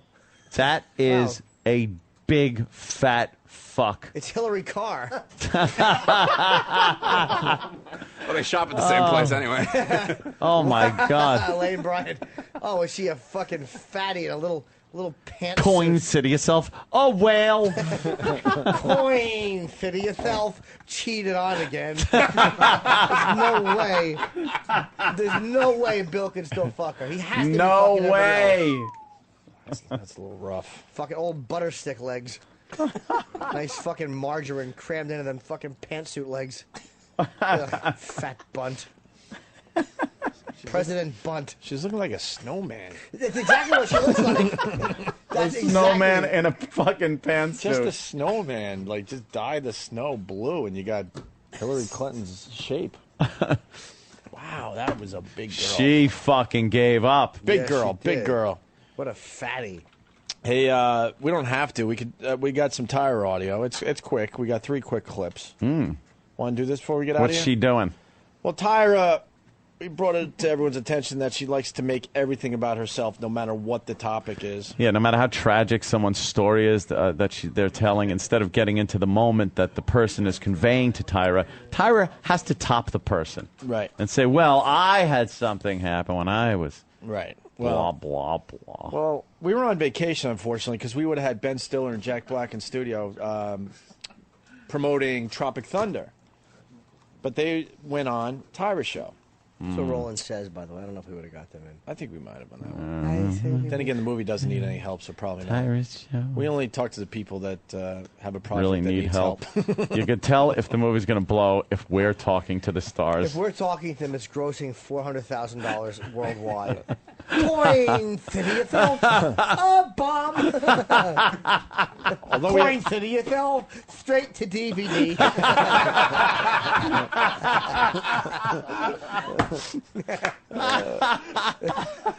We do suck.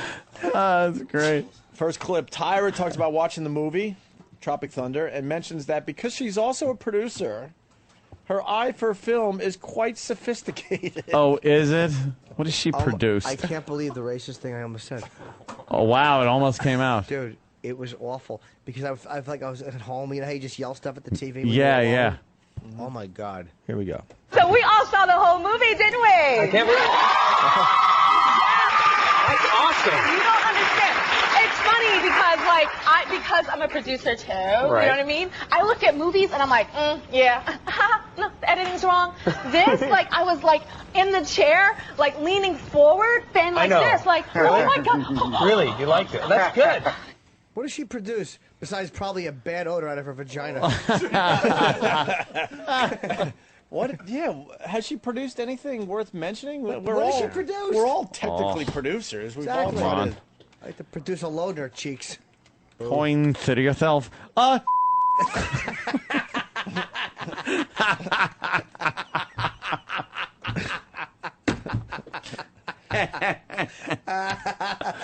it should be coin to yourself, the president. What? Yeah, what? Not bad. What the hell's wrong with her? Of course not. Her production credits include America's Next Top Model, The Tyra Banks Show, Australia's Next Top Model.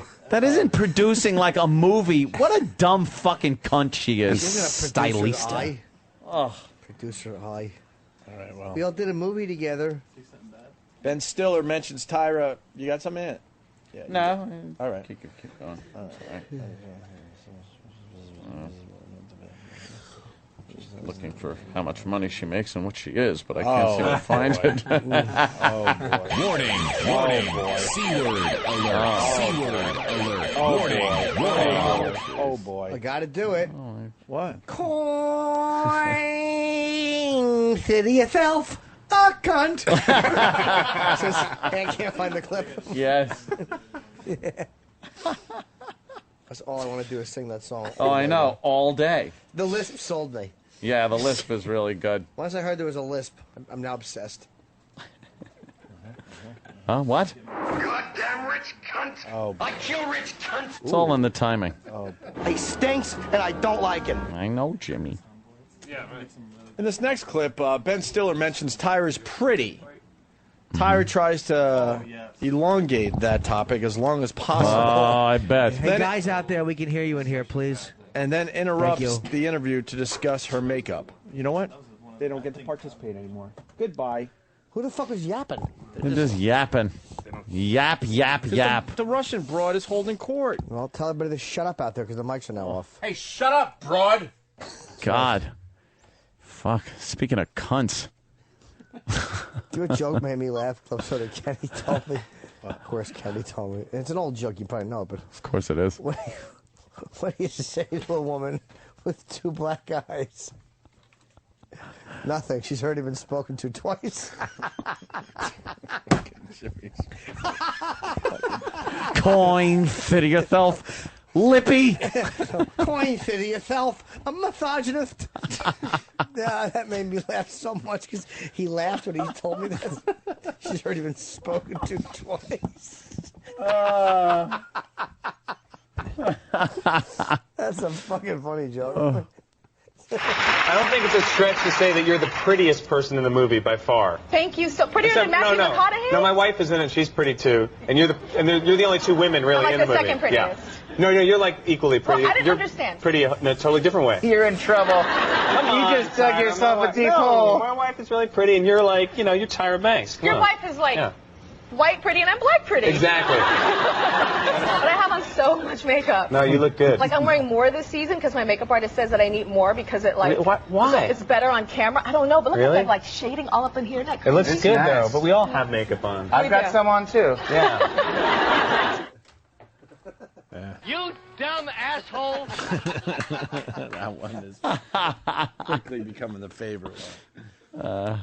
All right, whatever. Tyra gets cute, and as a surprise, introduces to Jack Black and Ben Stiller a Photoshop Tropic Thunder poster with her face on it. Well, let me show everybody the poster. This is the poster that's all around town, every single place. Lovely, gorgeous poster. Yes. But your movie studio, they contacted me because they wanted to also reach a really strong female audience, particularly the Tyra audience. Yes. And so this is another campaign that they have coming out really soon. Let's see that.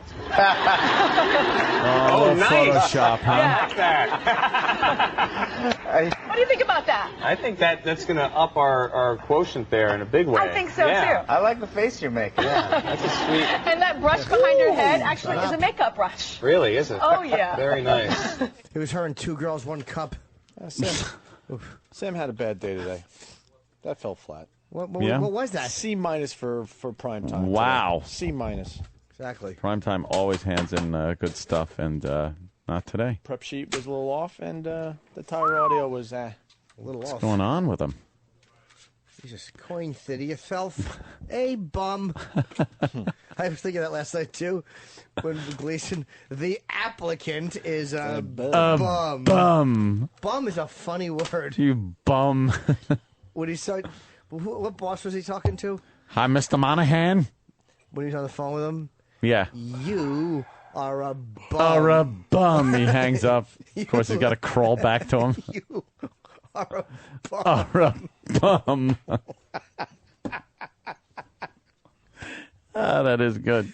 Oh, he is the funniest guy on TV ever. Love Gleason. You are a bum. Is a bum.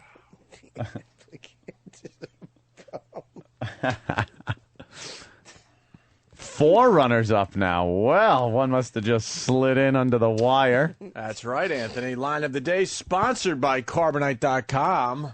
What does Carbonite do? I don't even know. It holds Han Solo Exactly. so he can get to Jabba. Just use promo code XM. Yeah. Carbonite.com. Here's a runner-up line of the day. Coin city yourself. Cheated on again. There's no way. There's no way Bill can still fuck her. He has to. No way. Oh, nice late entry. Hey, Ripe Videos has the Taekwondo kick. Ripe Videos. Ripe Videos. I want to actually see the video. But I the know, ref I know can't- you gave me the audio, but I want to see it real fast. Another runner-up line of the day. Of course he is. This guy is in love with Hillary Clinton. Oh. Yep. Nose constantly buried. Just thwack. Where you going, Hill? You lead the way. I'll be right here behind ye. Well, listen to... He's like a Labrador retriever meeting another dog. Yes. That was hilarious. Your dog thing makes me laugh every time. Dude, watch this Taekwondo guy. Oh. After he got disqualified. That was it right there. Oh, was that? He didn't go down? No, he kicked the ref in the lip. He didn't even go down. Ref didn't even go down? He shouldn't be banned for life then. No. It's a good kick, though. From the Olympics, he is? Yeah. Good. No more Olympics for this guy. I kick you in the face. All right, another runner-up line of the day. Coin city yourself. Straight to DVD.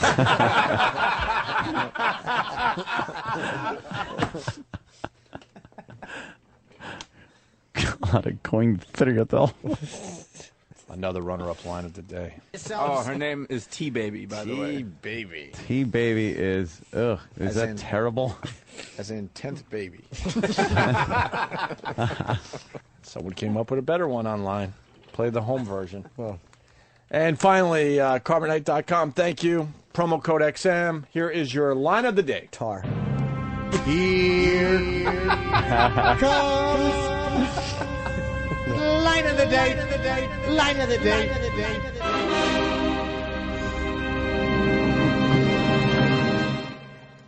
It's hard to take care of yourself when it's cold in the D. Why isn't she wearing an H on her head? It's so cold in the D. Put on an H. You N?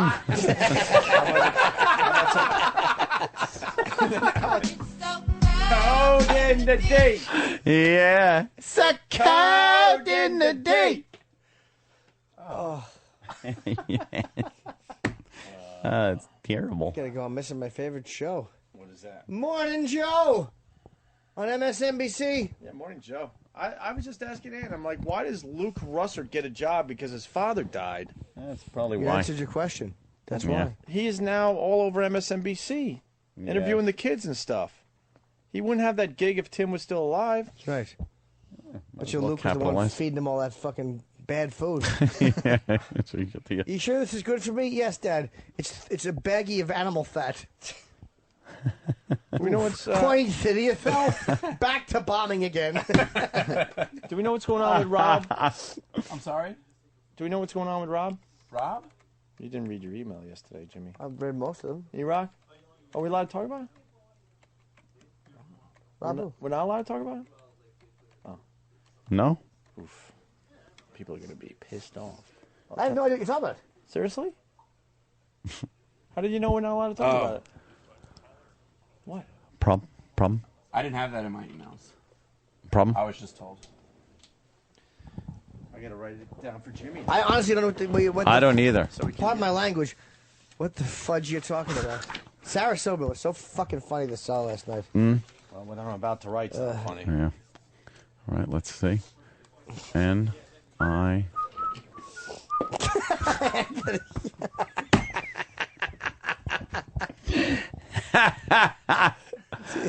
yeah.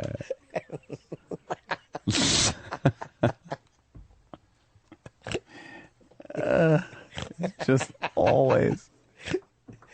I'll lay on the floor. Poor K. Hold on. And you hit the fucking tumor out of my head with the 7-iron. Why didn't that make runner-up? That was it was too early. It was literally fucking first 5 minutes. That was. A brain tumor whacked out with a golf club. Yeah, we don't acknowledge when... I'll lay on the floor. It was so funny. He said, you hit the tumor out of my head with a 7-iron. Hit the tumor out of my head. Oh my goodness. Opie, what am I missing? You're making me laughing. I don't know what I really thought we could talk about this, but now I'm in an awkward position to write this for you. You want hold music? No, I'm just going to show. Hope that gets better. Ooh. Oh, no. Yes. Yeah. Well, I hope that gets better. Yeah. See you tomorrow. Here at the Opie and Anthony Show, we realize that not every radio program has had the same success that we've had, so we'd like to take this time and rub it in. Do you know what we've done with our careers, jackass? Do you have any idea? When were you on Leno? When were you on Letterman? When did you guys do a comedy show in front of 10,000 people? Why don't you answer some of those questions? Are you a syndicated show across America on satellite radio? Our careers are what they are. We've done very well for ourselves, and you know that. Go do your stupid show and leave us out of it. You pussies. Thank you. You can now go back to living your shitty everyday lives. Hey, Ron, you got faced by Opie today. You forgot to mention Ron and Fez noon to 3. Look, I wanted everyone to understand something. Because I set up rules don't mean that I follow them. I actually never thought the hosts needed to plug their own show. We're doing this for Ron and Fez noon to 3. By the way, Ron and Fez noon to 3. They're Bronx Johnny. Yo, matter of fact, so nobody gets mad at me. Ron and Fez noon to 3. Ron and Fez noon to 3. Ron and Fez noon to 3. Ron and Fez noon to 3. Ron and Fez noon to 3. Hey, Dave. Ron and Fez noon to 3. We got your plugs because Ron and Fez is on from noon to 3. Now he's fucking fucking black dildo. Come on, Ron and Fez noon to 3. Ron and Fez noon to 3. Ron and Fez noon to 3. Ron and Fez, 12 noon. Before we go to break, because Ronnie didn't do it, Ron and Fez noon to 3.